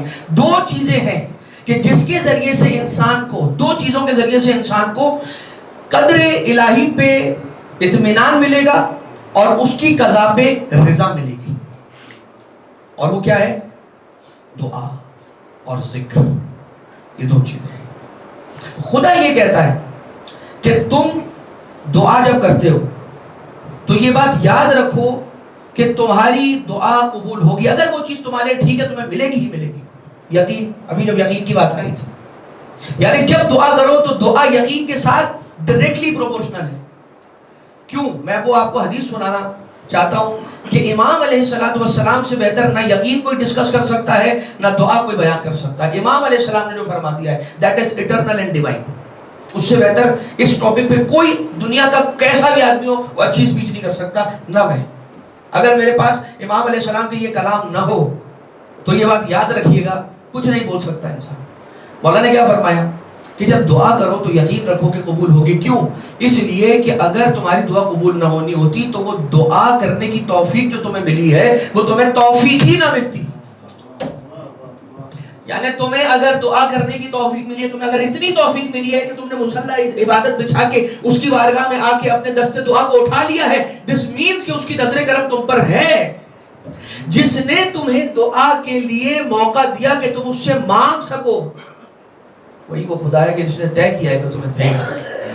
اس کی میں آپ کی خدمت میں مثال عرض کرتا ہوں.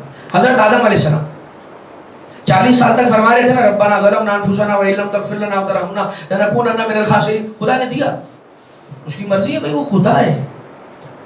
اور یہ جو وادی ہے نا خدا اور خاصان خدا کے جو درمیان کے معاملات ہیں، اس وادی میں ہم جیسوں کا گزر نہیں ہے، یعنی ہم جیسوں کا دخل نہیں ہے. اس میں ہمارے لیے اتنا ہی ہے جتنا ہمیں امام نے بتا دیا ہماری کسی چیز کی سیکھ کے لیے، ہماری معرفت کے اضافے کے لیے انہوں نے جتنا بتا دیا اس تک رکیں گے تو غلط نہیں کریں گے. اگر اندر ہوئے اور یہاں ہم نے اپنا پروسیسر چلانا شروع کیا پھر ہو جائے گی گڑبڑ. اس لیے کہ ہم اس دائرے سے باہر نکلنا ہے. اب ہم اپنا دماغ چلا رہے ہیں جہاں ہمیں اپنے دماغ کو ان کے سامنے سر تسلیم خم کرنا ہے اور کہنا مولا آپ بتائیں یہ میں نے اپنی گاڑی لا کے بونٹ کھول کے رکھ دی ہے، اب اس کی جو بھی وہ کمپیوٹر لگا کے کیا کرتے ہیں، چیک کرتے ہیں. ہاں کیا زور سے بولے تو میں کسی کو یہاں ٹیکس نہیں لگے گا بولنے جی. تو وہ جو اس کا ڈائگنوسس جو احسن تو جو ڈائگنوسس کرتے ہیں کہ اس کے اندر کون کون سی چیزیں خراب ہیں، ڈائگنوسس بھی وہی کرے اور اس کی ریکٹیفیکیشن، اس کی ریمیڈی اور اس کی جو اس کو ٹھیک کرنا ہے وہ بھی وہ کرے. ہم جائیں تو صحیح، یہاں جا کے اپنے دماغ کو کھول کے، اپنے دماغ کے بونٹ کو کھول کے وہاں رکھیں تو صحیح کہ مولا یہ میں لے آیا ہوں اپنے آپ. آدم علیہ السلام کے پاس جبریل پیغام لے کر آئے خدا کا کہ اے آدم یہ 5 نام ہیں، ان سے توسل کریں آپ کی توبہ قبول ہو جائے گی. اے پروردگار جو تو یہ کر رہا ہے کہ حضرت آدم کو یہ نام سکھا کے پھر کہہ رہا ہے کہ ان کے ذریعے سے میرے پاس آؤ تو میں کر لوں گا تمہاری جو بھی باتیں مان لوں گا، تو اے خدا تو اللہ کل شیء قدیر ہے. یہ 5 نام سکھا کے پھر یہ مشروط تو نے حضرت آدم علیہ السلام کی دعا کو مشروط کنڈیشنل کیوں قبول کیا؟ وجہ خدا یہ بتانا چاہتا ہے کہ جب میں کسی کی حاجت قبول کرنا چاہتا ہوں تو جس راستے سے وہ حاجت قبول ہوگی وہ راستہ بھی میں اسے بتاتا ہوں، راستہ بھی میں اس کی ہدایت کرتا ہوں. یعنی یہ خدا چاہتا تھا کہ حضرت آدم علیہ السلام کی جو بھی حاجت 40 سال تک نہیں ہوئی وہ ہو جائے قبول. اس کے لیے راستہ بھی بتایا اور وہ راستہ ایسا بتایا کہ قیامت تک کے آنے والے لوگوں کے لیے ایک بات کلیئر ہو گئی کہ تم جو ڈائریکٹ کہتے ہو کہ میں خدا سے مانگوں گا، میں اتنا پاک پاکیزہ ہوں کہ مجھے کسی کی ضرورت نہیں ہے اور میں اتنا زیادہ مضبوط ہوں کہ میں اس کے نور کو اپنے اوپر، اپنے دل پہ، اپنی روح پہ برداشت کر سکتا ہوں. خدا تعالیٰ نے آل محمد علیہ السلام کو وہ ٹرانسفارمر قرار دیا ہے کہ جو اس خدا کے پاور ہاؤس سے آنے والے فل پاور کی نور کو اپنے اوپر برداشت کرتے ہیں اور جو بندگان خدا کی جس کی جتنی کیپیسٹی ہے اس کو مد نظر رکھتے ہیں، ان کو جتنا دینا ہے ان کو اتنا دیتے ہیں. بندوں کی بات خدا تک پہنچاتے ہیں، خدا کا پیغام بندوں تک پہنچاتے ہیں. اور یہی امناء اللہ ہیں، یہی حجت خدا ہیں، یہی وہ ہیں کہ جو اگر بتائیں گے ہمیں تو پتہ چلے گا کہ خدا کی بارگاہ ہمیں جب جا کے کھڑے ہو کے کہنا ہے تو کیا کہنا ہے، کیسے کہنا ہے. صحیح فیصلہ چاہتی ہے نہج البلاغہ مناجات امیر المومنین. اگر یہ نہ ہو ہم کچھ نہیں ہیں. اگر آل محمد نہیں ہے تو ہم کچھ نہیں ہیں. علی اولاد علی نہیں ہے، ہم کچھ نہیں ہیں. بات یاد رکھیے گا، وی آر نتھنگ. اگر رسول اولاد رسول نہیں ہے، ہم کچھ نہیں ہیں. بس یہ خدا کا کرم تھا اور کرم ہے کہ اس نے ہمیں ایسے افراد عطا کیے. آپ دیکھیے جا کر آج بھی مسجد نبوی میں وہ ستون کے جس کا نام ستون توبہ یا ستون ابی لبابہ ہے، وہ اس بات کا گواہ ہے کہ جس نے خیانت کی اس نے خیانت کر کے رسول سے منہ موڑ لیا. اس نے بولا اچھا رسول سے منہ موڑنے میں اس کی کوئی بدنیت ہی نہیں تھی، اس کی نیت اچھی تھی کہ میں اتنا بڑا میں نے خیانت کر دی، جا کے دشمنوں کو رسول اللہ کا پلان بتا کے آ گیا، لیک کر دیا. اب میں کیسے رسول کو منہ دکھاؤں؟ تو اب میں جاؤں گا اللہ کے پاس، مجھے اللہ سے معافی ملے گی پھر میں رسول کے پاس جاؤں گا. کئی دن گزرے تو چاہتا تھا وہ نہیں ملا. معافی نہیں ملی. یہاں تک کہ آیت نازل ہوئی لو انہم اذ ظلموا انفسہم جاؤک فاستغفر لهم الرسول واستغفروا واستغفر لهم الرسول لاستغفر الله واستغفر لهم الرسول لا وجدوا الله توابا رحیما. کہ اے رسول جا کے اسے بتا دیجیے ابو لبابہ کو کہ وہ میرے پاس آیا اس لیے اتنی دیر لگی. اگر وہ آپ کے پاس آتا توبہ کرتا استغفار کرتا آپ کے پاس آتا آپ اس کے لیے استغفار کرتے تو وجد اللہ توابا رحیما. صرف رحیمہ نہیں بہت زیادہ معاف کرنے والا وہ مجھے پاتا. یعنی فوراً اس کا مسئلہ حل ہو جاتا اگر وہ آپ کے راستے سے آتا. خدا نے رکھا ہے کیوں؟ انہی کے ذریعے سے تو خدا ہدایت دے رہا ہے. انہی کے ذریعے سے. یعنی کہ میں یہ بولوں کہ میں نے رسول اللہ سے سیکھا ہے کہ اللہ ہے. یہ رسول اللہ سے سیکھا ہے کہ توبہ کرنی ہے. میں نے رسول اللہ سے سیکھا ہے کہ غلط کام نہیں کرنے. لیکن جب غلط کام کر کے گڑبڑ ہوئی تو میں رسول اللہ کے پاس نہیں جاؤں گا ڈائریکٹ اللہ کے پاس جاؤں. جو سب کچھ توبہ تائب استغفار رستہ کام اسلام دین سب کچھ جس سے سیکھا خدا کہہ رہا ہے اس شخص کا یہ حق ہے کہ جب تم اپنی مشکل میں آؤ میرے سے پہلے بھی تم ان کے پاس جاؤ. اس لیے کہ میں نے ان کو آتھورائز کیا ہے اپنا بندہ زمین پر بنائے اور میں چاہتا ہوں کہ ان کے راستے سے جو آئے وہ آئے تاکہ مجھے پتا چلے کہ میرا خالص بندہ کون ہے. میرا خالص بندہ کون. یہی وجہ ہے ہم یہ کہتے ہیں کہ ان کو ماننا یہ بھی ضروری ہے ان کی ماننا یہ بھی ضروری ہے. اس سے زندگی انسان کی بہتر سے بہتر ہوتی ہے. کل انشاءاللہ جمعہ کے خطبے میں بھی تھوڑا حضرت امین اللہ کے اس ایسپیکٹ کو کہ جو انسان کی ایک بہتر زندگی گزارنے کے اعتبار سے جو باتیں حضرت امین اللہ میں موجود ہے وہ آپ کی خدمت میں ہم عرض کریں گے. لیکن عزیزان محترم جو ہم یہاں پہ جمع ہوئے ہیں اور جو ہمارے جمع ہونے کا مقصد ہے وہ یہ ہے کہ ہم پرسہ پیش کریں ان لوگوں کو کہ جنہیں خدا نے کہا ہے کہ تم دیندار اس وقت تک نہیں ہو جب تک تمہارے دل میں جو محبت ہے اللہ رسول علیہ رسول کے لیے وہ ماں باپ سے زیادہ ہو جائے. جب تک تمہارے لیے محمد و آل محمد ماں باپ سے زیادہ دنیا میں کسی بھی چیز سے زیادہ وہ امپورٹنٹ نہ ہو جائیں تب تک خدا یہ کہتا ہے کہ کمی ہے ابھی بھی کمی ہے ابھی بھی کمی ہے ابھی بھی بہتری کی گنجائش ہے. کیا بات ہے جنہوں نے جب وقت پڑا ہے تو یہ سوچا نہیں کہ یہ میرا کتنا قیمتی اثاثہ ہے دے دیا بارگاہ الہی میں. علی اکبر حسین نے گواہ بنایا خدا کو لیکن قربان کر دیا. عباس جیسا بھائی حسین نے قربان کر دیا. علی اصغر جیسا بیٹا حسین کے زانوں پہ حسین کے ہاتھوں پہ منقلب ہو کر رکھ گیا. سلام وہ اس گھرانے پر کہ جس گھرانے نے اپنا سب کچھ قربان کیا خدا کے لیے. اور وہ حسین وقت سجدہ آخر جانتے ہیں کیا کہہ رہے تھے؟ جس وقت امام حسین علیہ السلام کے سینے پہ شبر لعین سوار تھا کہتا ہے کہ کند خنجر سے گلوئے حسین کٹتا نہ تھا ایک کے بعد ایک ضربت لگاتا جاتا تھا. کہتا ہے مجھے محسوس ہوا کہ حسین کے لب ہل رہے ہیں حسین کچھ کہہ رہے ہیں. کہتا ہے جیسے میں جھکا کے سنوں. اب دو طرح سے ملتا ہے دو طرح سے ارباب مقتل نے پڑھا ہے. ایک انداز یہ ہے جو کتابوں میں ملتا ہے وہ یہ کہ حسین یہ فرما رہے تھے شیعتی شیعتی میرے شیعوں ہے میرے شیعوں. اور ایک انداز ہے جو ارباب مقتل منبر سے پڑھا کرتے ہیں وہ یہ کہتے ہیں کہ حسین کے لبوں سے وقت آخر ایک ہی نام تھا عباس عباس عباس. واہ غربتا واہ حسینہ. کوئی درک نہیں کر سکتا کہ حسین ابن علی کی قربانی کتنی بڑی قربانی. زیارت عاشورہ کے جملے اعظم مصابا رضیۃ فی الاسلام. اس سے بڑی اسلام میں کوئی مصیبت نہ گزری ہے نہ گزرے گی. مگر عزیزو حسین ابن علی کٹے سر نوکے نیزہ پر بلند ہوتے تھے. عباس کا سر نوکے نیزہ پر نہ بلند ہوتا تھا. گھوڑے کے گلے میں یہ سر ڈالا گیا اور لٹکا دیا گیا تھا. مگر عزیزو جب بازاروں سے یہ سر گزرتا تھا کبھی حسین کے سر والا نیزہ دائیں جانب جھکتا تھا کبھی بائیں جانب مڑ جاتا تھا.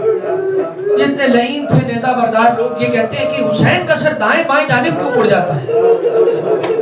تو شمر آگے بڑھا یا خولی آگے بڑھا, اس نے بڑھ کر یہ کہا غور سے دیکھو حسین ابن نمیر آگے چل رہا ہے, اس کے ہاتھ میں وہ نیزہ ہے جس نیزے پہ علی اکبر کا کٹا ہوا سر ہے.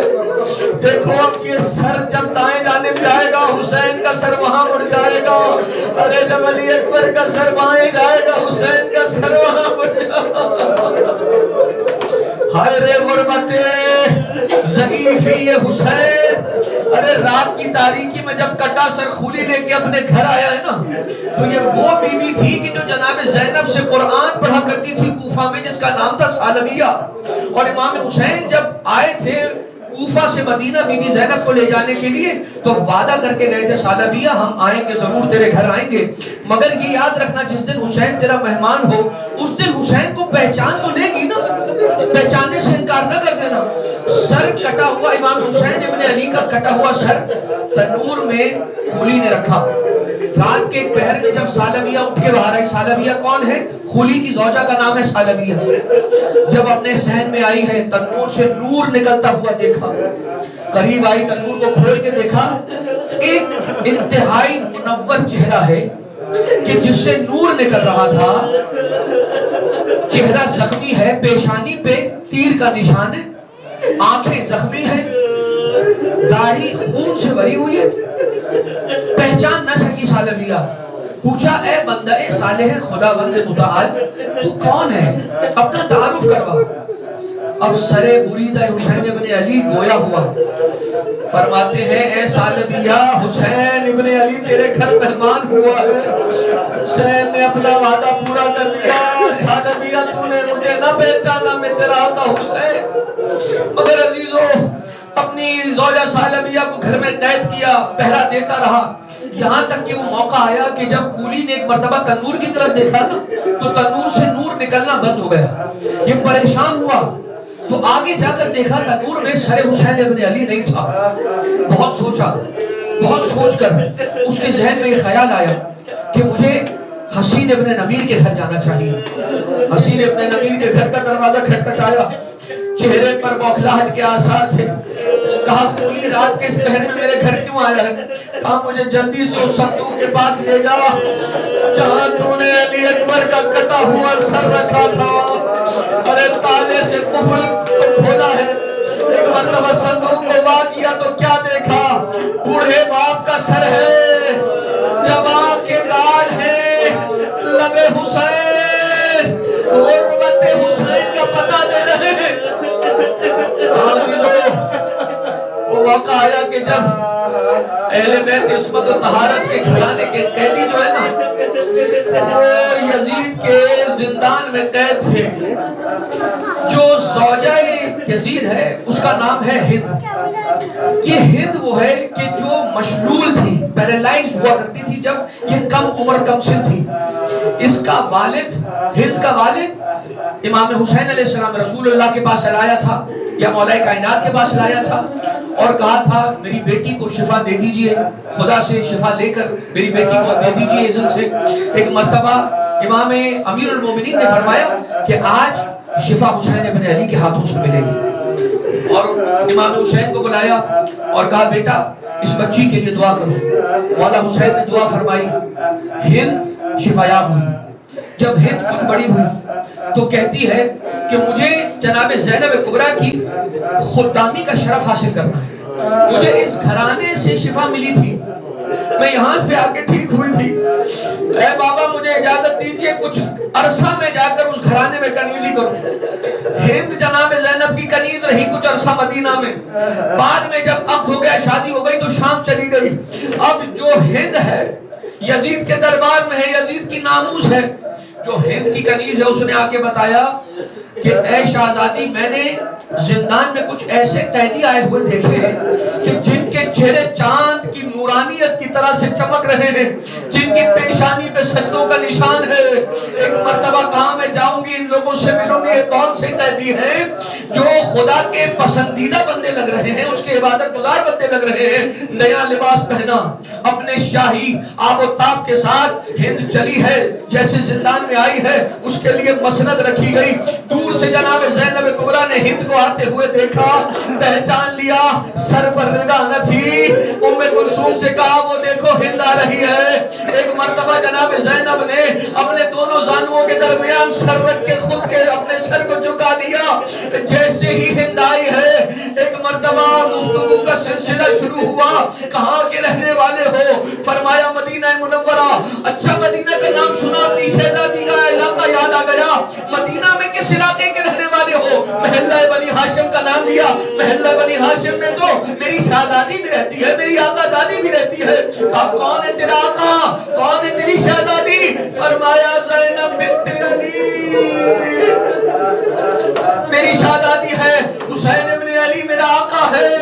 ایک مرتبہ جناب زینب کبریٰ نے فرمایا اگر تو اپنی شہزادی کو یہاں دیکھے اس زندان میں تو پہچان لے گی۔ ارے ایک مرتبہ ہندی طلب کر کہتی ہے خبردار میری شہزادی کا نام اس زندان میں نہ لے، یہ نام اس شایع نشان کا نہیں ہے کہ زندان میں لیا جائے۔ ایک مرتبہ سر کو اٹھایا، بالوں کو ہٹایا، تو فرمانے لگی دیکھ لے تیری بیوی تیری شہزادی زینب کبریٰ کی زیارت کر لے۔ اے بیوی آپ کا یہ حال کس نے بنایا؟ تیرے شوہر نے حسین ابن علی تیرے آقا کو قتل کر دیا، سر سے رداؤں کو چھین لیا، یہ سننا تھا۔ ایک مرتبہ عجیب حال طاری ہوا ہے ہند پر، دربار میں آئی ہے، یزید کے تخت کے سامنے آ کر سر سے ردا کو اتارا اور یزید کی طرف پھینکتی ہوئی کہتی ہے شرم نہیں آتی مجھے، یہ تو نے کیا ستم کر دیا؟ یزید کہتا ہے ارے سر پر ردا رکھو، صاحب عزت لوگوں کا یہ شیوا نہیں ہے۔ ارے ہند نے کہا یہ پردہ جن بیویوں سے میں نے سیکھا وہ بیویاں خود میں پردہ قید میں ہیں، اور تیری زوجہ کا پردہ سلامت رہے۔ بتا ایک یہ واقعہ، دوسرا وہ شہادت بی بی سکینہ کا واقعہ۔ یہ ایک ایسا واقعہ تھا کہ جس کی وجہ سے یزید مجبور ہوا، آل محمد کو رہائی کا پیغام پہنچایا گیا۔ مولا سجاد علیہ السلام نے کہا کہ میں پہلے اپنی پھوپھی سے مشورہ کروں گا۔ پھوپھی اماں نے کہا کہ شرطیں رکھی جائیں گی، ان 3 شرطوں پر رہائی قبول کی جائے گی۔ ہمیں ایک مکان دیا جائے جس میں زینب پانی کی اتنی پیاسی نہ تھی جتنے اپنے بھائی پر آنسوؤں کے لیے پیاسی تھی۔ ہمیں ایک مکان دیا جائے عزاداری کے لیے، ہمارے تبرکات ہمیں واپس پلٹائے جائے۔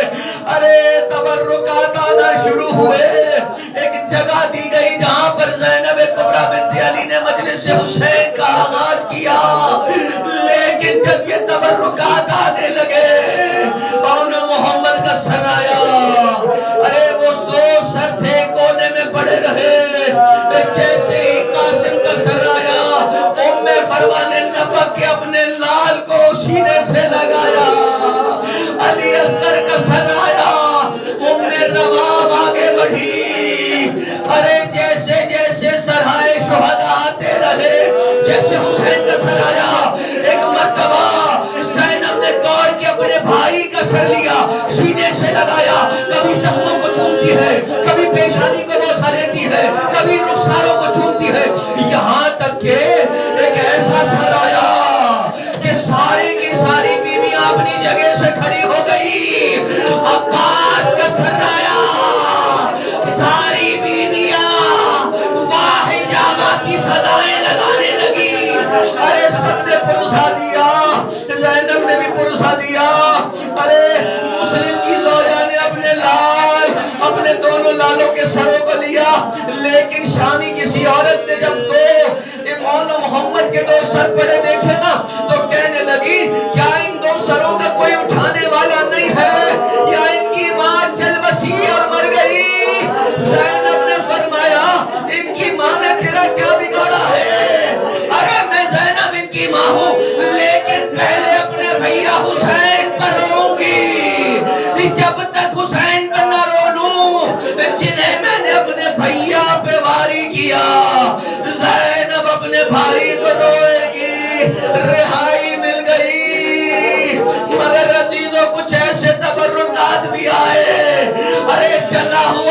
کرتا آیا، حسین کا خون میں بھرا کرتا آیا، علم میں نہایا ہوا عباس کا علم آیا، مگر ہائے غربت ام روا کی تھی، نو تو ننی ننی والیاں سکینہ کی آقا ہو گئے اہل حرم رہا، مگر غم نہ کم ہوا حسین ابن علی کا ماتم۔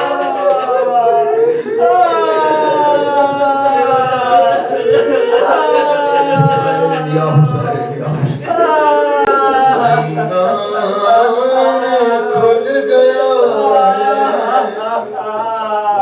سکینہ وطن چلو، سجاد سے گر پڑے چھوٹی سی قبر پر، زندان کھل گیا ہے، سکینہ وطن چلو، سجاد سے گر پڑے چھوٹی سی قبر پر، مظلوم ایسے گر پڑے، مظلوم ایسے گر پڑے، تربات پہ بہن کے، جیسے حسین تھے گرے اکبر کی لاش پر، دیکھو نہیں رہی میرے ہاتھوں میں اب اثر، جانے لگا ہے قافلہ اب لوٹ کر وطن، لے کے تو بہن شام میں، لے کے تو بہن شام میں، قیدی رہ گئی، کھا کر تماچے سو گئی، زندہ کی خاک پر، زندان کھل گیا ہے، سکینہ وطن چلو،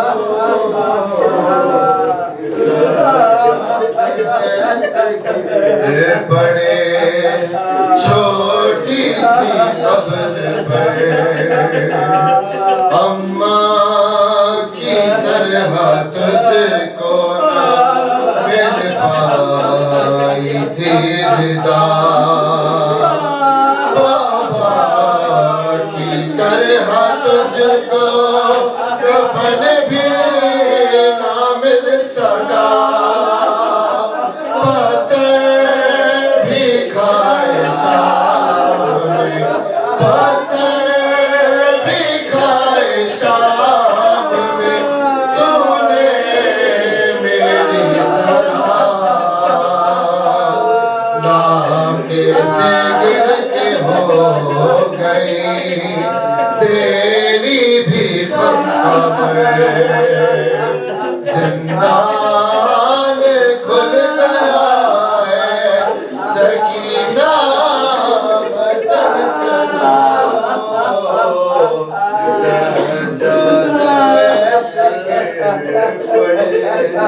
چھوٹی سی قبر پر، میں لے کے تجھ کو شام سے واپس نہ جا سکا، بابا کو کیا بتاؤں میں اب جا کے کربلا، کرتے میں دفن کر کے، کرتے میں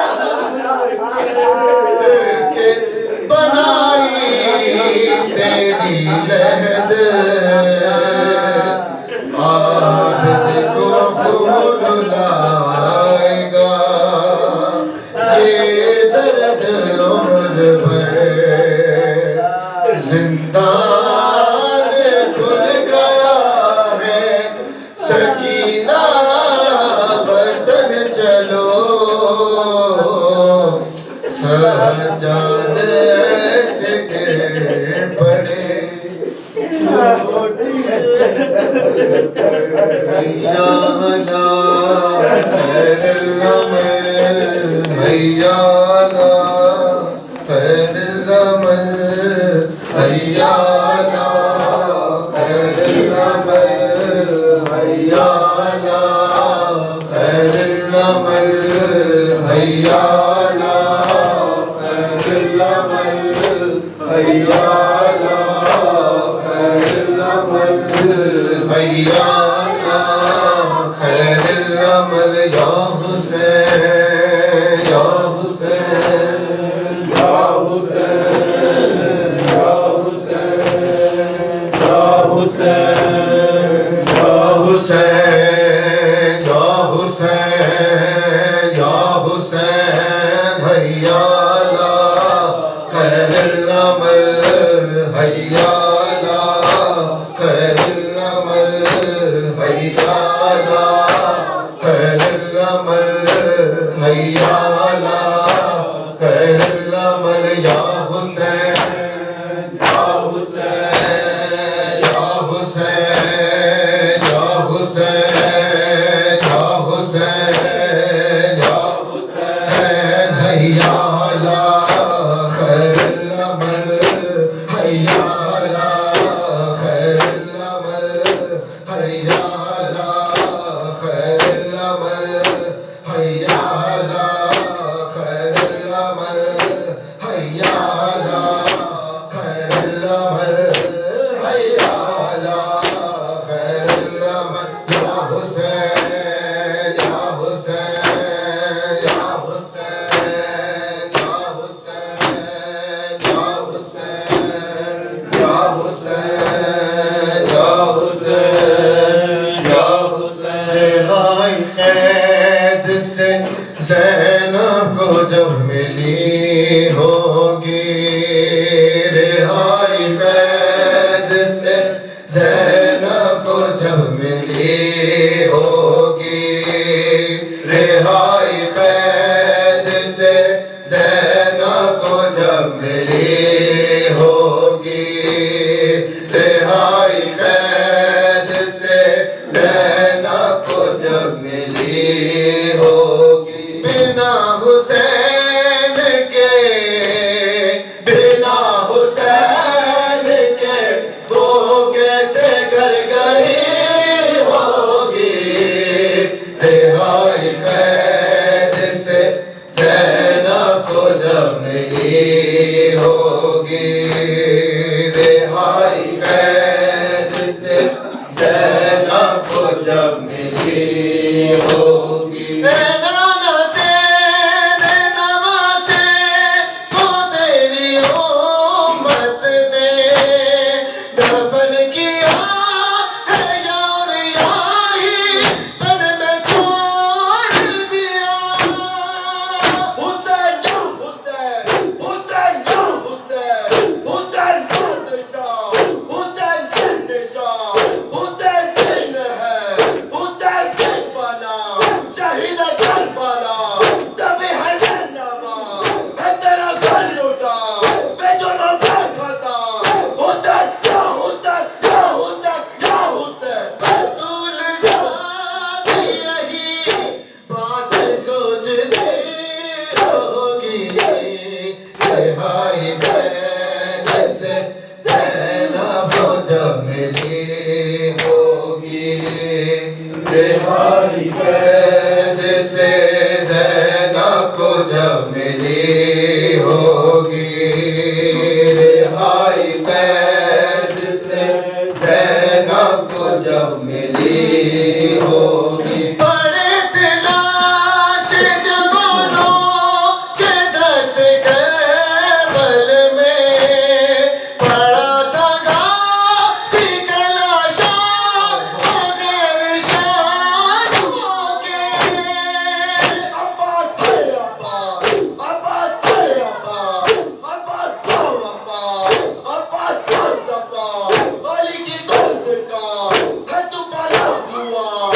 عباس معجزہ ہے تو بطول کا، عباس نیا ہے بیشتر حالات ہے تیرا میرے دا، سفر شام کا ہے شامی بے حیا اور مصیبتہ، عباس ہے عباس ہے عباس ہے عباس، زمان بھائی کے شانوں کو ڈھونڈتی ہوگی، رہائی قید سے زینب کو جب ملی ہوگی، رہائی قید سے زینب کو جب ملی ہوگی، رہائی قید سے زینب کو جب ملی ہوگی، لوٹی تھی داشت میں جو چادر سیدانیوں کی،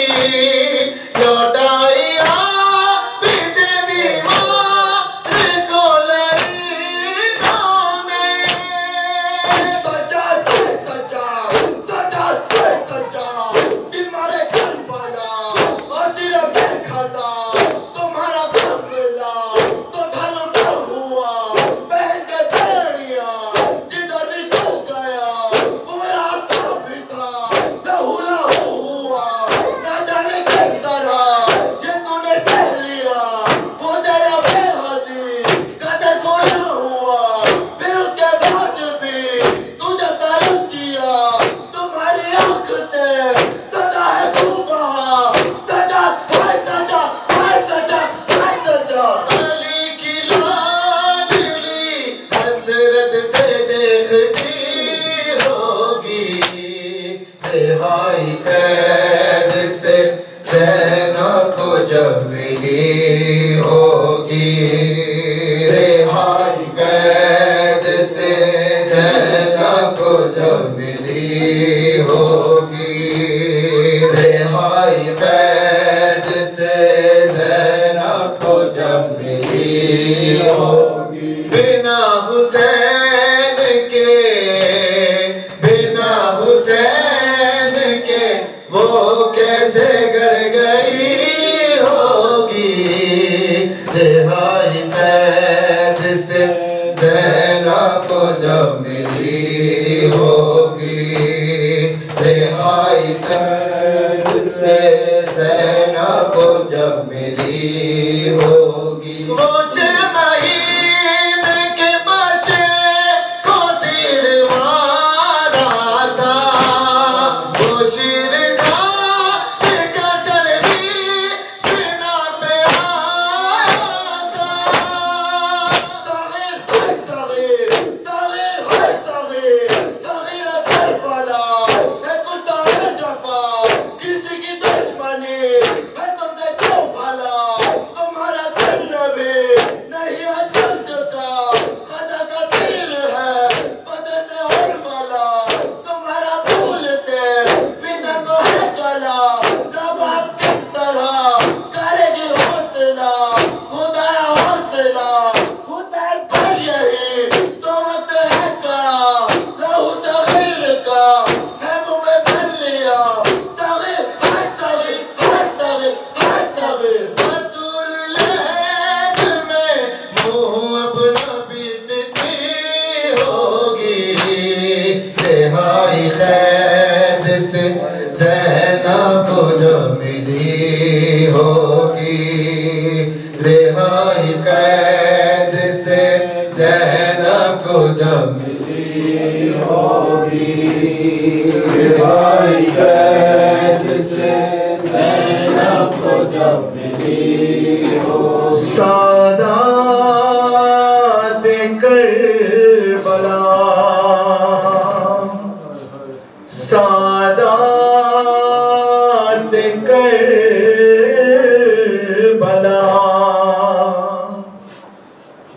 چہلم کو کربلا میں جب آئی وہ بیبیاں، سادات کربلا، ہر بی بی کر رہی تھی کچھ اس طرح سے گریا سادات کربلا سادات کربلا چہلم کو کربلا میں جب آئی وہ بی بیا سادات کربلا سادات کربلا چہلم کو کربلا میں جب آئی وہ بی بیا سادات کربلا سادات کربلا چہلم کو کربلا میں جب آئی وہ بی بیا سادات کربلا سادات کربلا کچھ بی بیا یہاں ہے کچھ بی بیا وہاں کرتی ہوئی پکار کرتی ہوئی پکار بکھری ہوئی تھی ماتل سرور میں جا بجا سادات کربلا سادات کربلا چہلم کو کربلا میں جب آئی وہ بی بیا سادات کربلا سادات کربلا ایک بی بی دشت خونی میں جاتی ہے نہر پر کہتی بچشم تر کہتی بچشم تر عباس دینے آئی ہوں پرساس کی نقاب سادات کربلا سادات کربلا چہلم کو کربلا میں جب آئی وہ بی بیا سادات کربلا سادات کربلا گھٹ گھٹ کے لاڈلی تیری زندہ میں مر گئی تربات وہی بنی تربات وہی بنی بھیا وہ قید سے نہ ہوئی مر کے بھی جدا سادات کربلا سادات کربلا چہلم کو کربلا میں جب آئی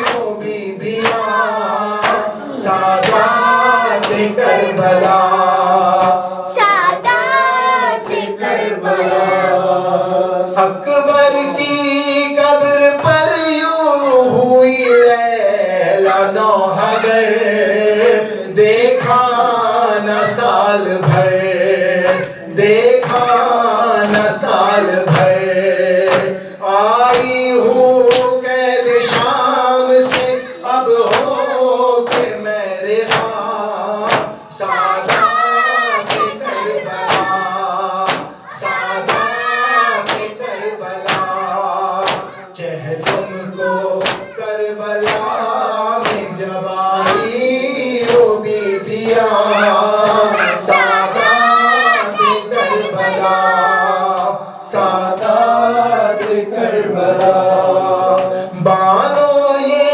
بین کرتی تھی اے میرے بے زباں ماں ڈھونڈے اب کہاں ماں ڈھونڈے اب کہاں بتلانے ہے کہاں میرا اصغر کربلا سادات کربلا سادات کربلا چہلم کو کربلا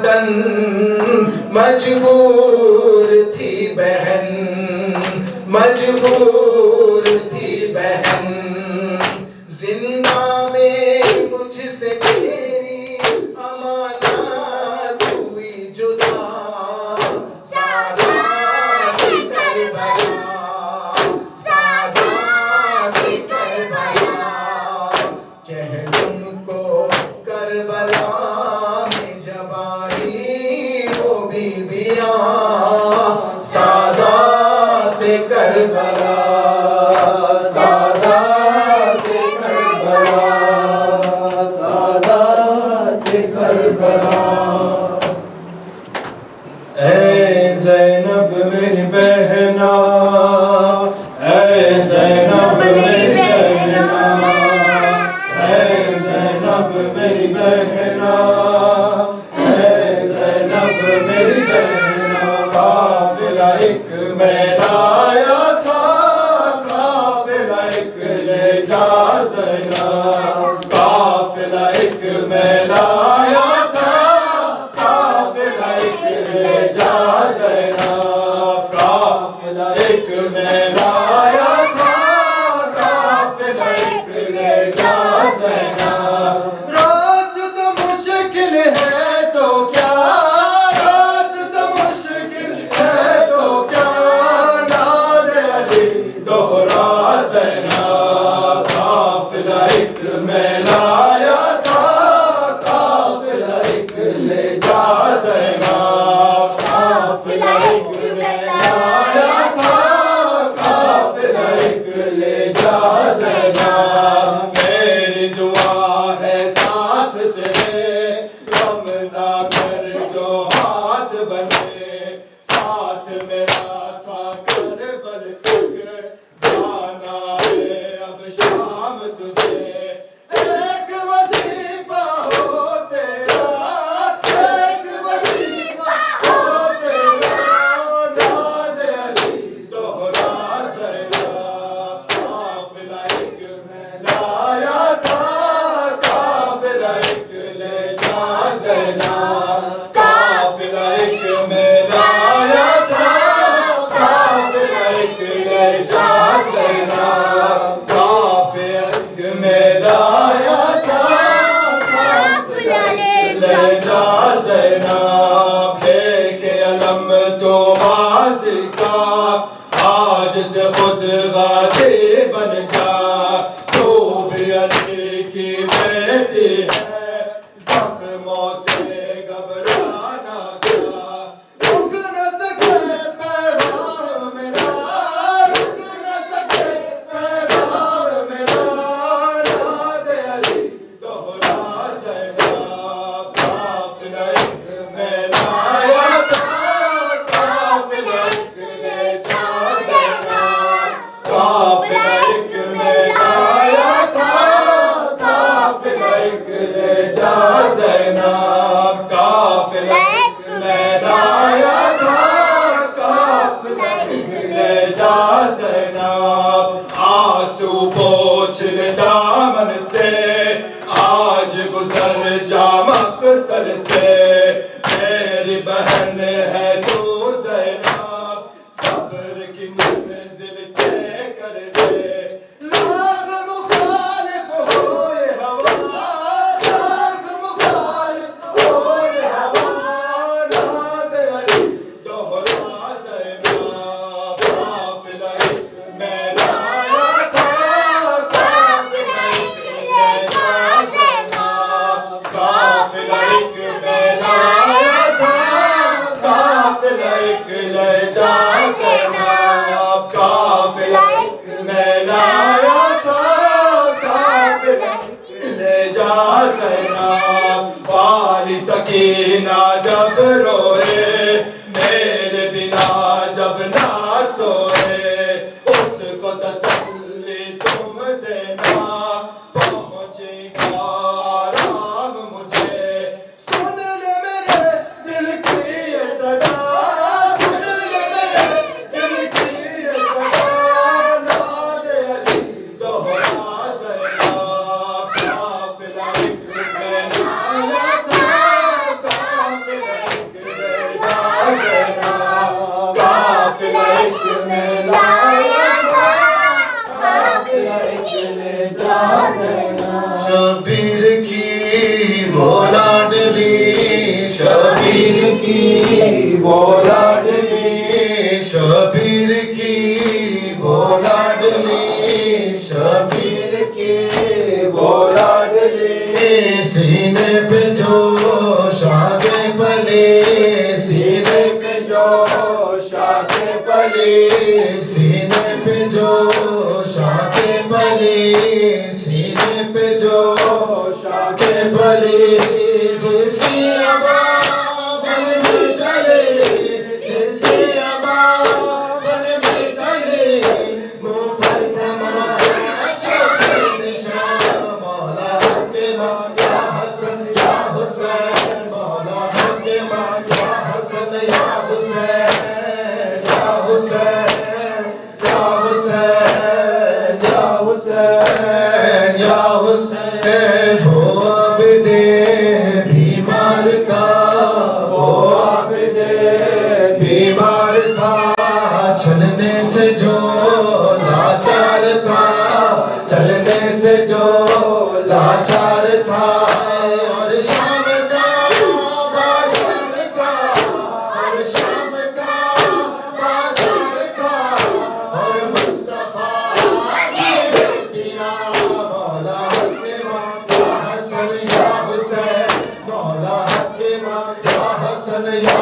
حسین یا حسین یا حسین یا حسین یا حسین وہ زینب و کلثوم تھی وہ زینب و کلثوم تھی چادر سے جو محروم تھی چادر سے جو محروم تھی نام رمو کے درمیان نام رمو کے درمیان کہتی رہی شہزادیاں مولا کے ماں یا حسن یا حسین مولا کے ماں یا حسن یا حسین یا حسین یا حسین یا حسین یا حسین وہ باوفا عباس کا وہ باوفا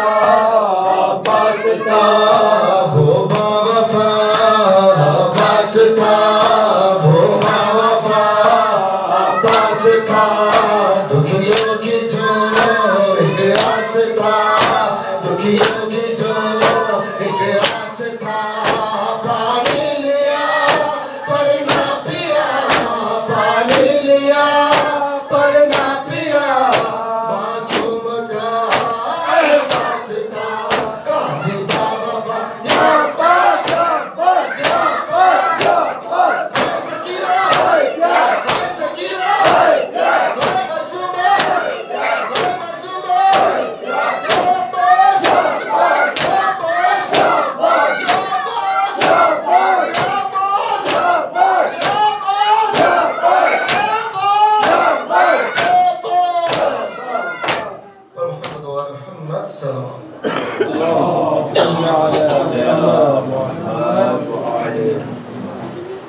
صلى الله عليك يا رسول الله السلام عليك يا نبي الله السلام عليك يا أمير المؤمنين يا سيد الوصيين السلام عليك يا فاطمة الزهراء سيدة نساء العالمين زیارہ روز 40 امام حسین علیہ السلام قربۃ الی اللہ السلام علی ولی اللہ وحبیبہ السلام علی خلیل اللہ ونجیبہ السلام علی صفی اللہ وابن صفیہ السلام علی الحسین المظلوم الشہید السلام علی اسیر القربات وقتیل العبرات اللہم انی اشہد انہ ولیک وابن ولیک وصفیک وابن صفیک الفائز بکرامتک اکرمته بالشہادہ وحبوته بالسعادة واجتبيته بطيب الولادة وجعلته سيدا من السادة وقائدا من القادة ودائدا من الذادة وأعطيته مواريث الأنبياء وجعلته حجة على خلقك من الأوصياء فأحضر في الدعاء ومنح النصح وبذل موجته فيه ليستنقذ عبادك من الجهالة وحيرة الضلالة قد توازن عليه من غرته الدنيا وباع حظه بالأرذل الأدنى وشرى آخرته بالثمن الأوكس وتغطرس وتردى في هواه وأسخطك وأسخط نبيك وأطاع من عبادك أهل الشقاق والنفاق وحملة الأوزار المستوجبين النار فجاهدهم فيك صابرا محتسبا حتى سفك في طاعتك دمه واستبيح حريمه اللهم فلعنهم لعنا وبيلا وعذبهم عذابا أليما السلام عليك يا ابن رسول الله السلام عليك يا ابن سيد الأوصياء أشهد أنك أمين الله وابن أمينه عشت سعيدا ومضيت حميدا ومتفقيدا مظلوما شهيدا وأشهد أن الله منجز ما وعدك ومهلك من خذلك ومعذب من قتلك وأشهد أنك وفيت بعهد الله وجاهدت في سبيله حتى أتاك اليقين فلعن الله من قتلك ولعن الله من ظلمك ولعن الله أمة سمعت بذلك فرضيت به اللهم إني أشهدك أني ولي لمن والى وعدو لمن عادى بأبي أنت وأمي يا ابن رسول الله أشهد أنك كنت نورا في الأسلاب الشامخة والأرحام المطهرة لم تنجسك الجاهلية بأنجاسها ولم تلبسك المدلهمات من ثيابها وأشهد أنك من دعائم الدين وأركان المسلمين ومعاقل المؤمنين وأشهد أنك الإمام البر التقي الرضي الشقي الهادي المهدي وأشهد أن الأئمة من ولدك كلمة التقوى وأعلام الهدى والعروة الوثقى والحجة على أهل الدنيا وأشهد أني بكم مؤمن وبإيابكم موقن بشرائع ديني وخواتم عملي وقلبي لقلبكم سلم وأمري لأمركم متبع والنصرة لكم معدى حتى يأذن الله لكم فمعكم لا مع عدوكم صلوات الله عليكم وعلى أرواحكم وأجسادكم وشاهدكم وغائبكم وظاهركم وباطنكم آمين رب العالمين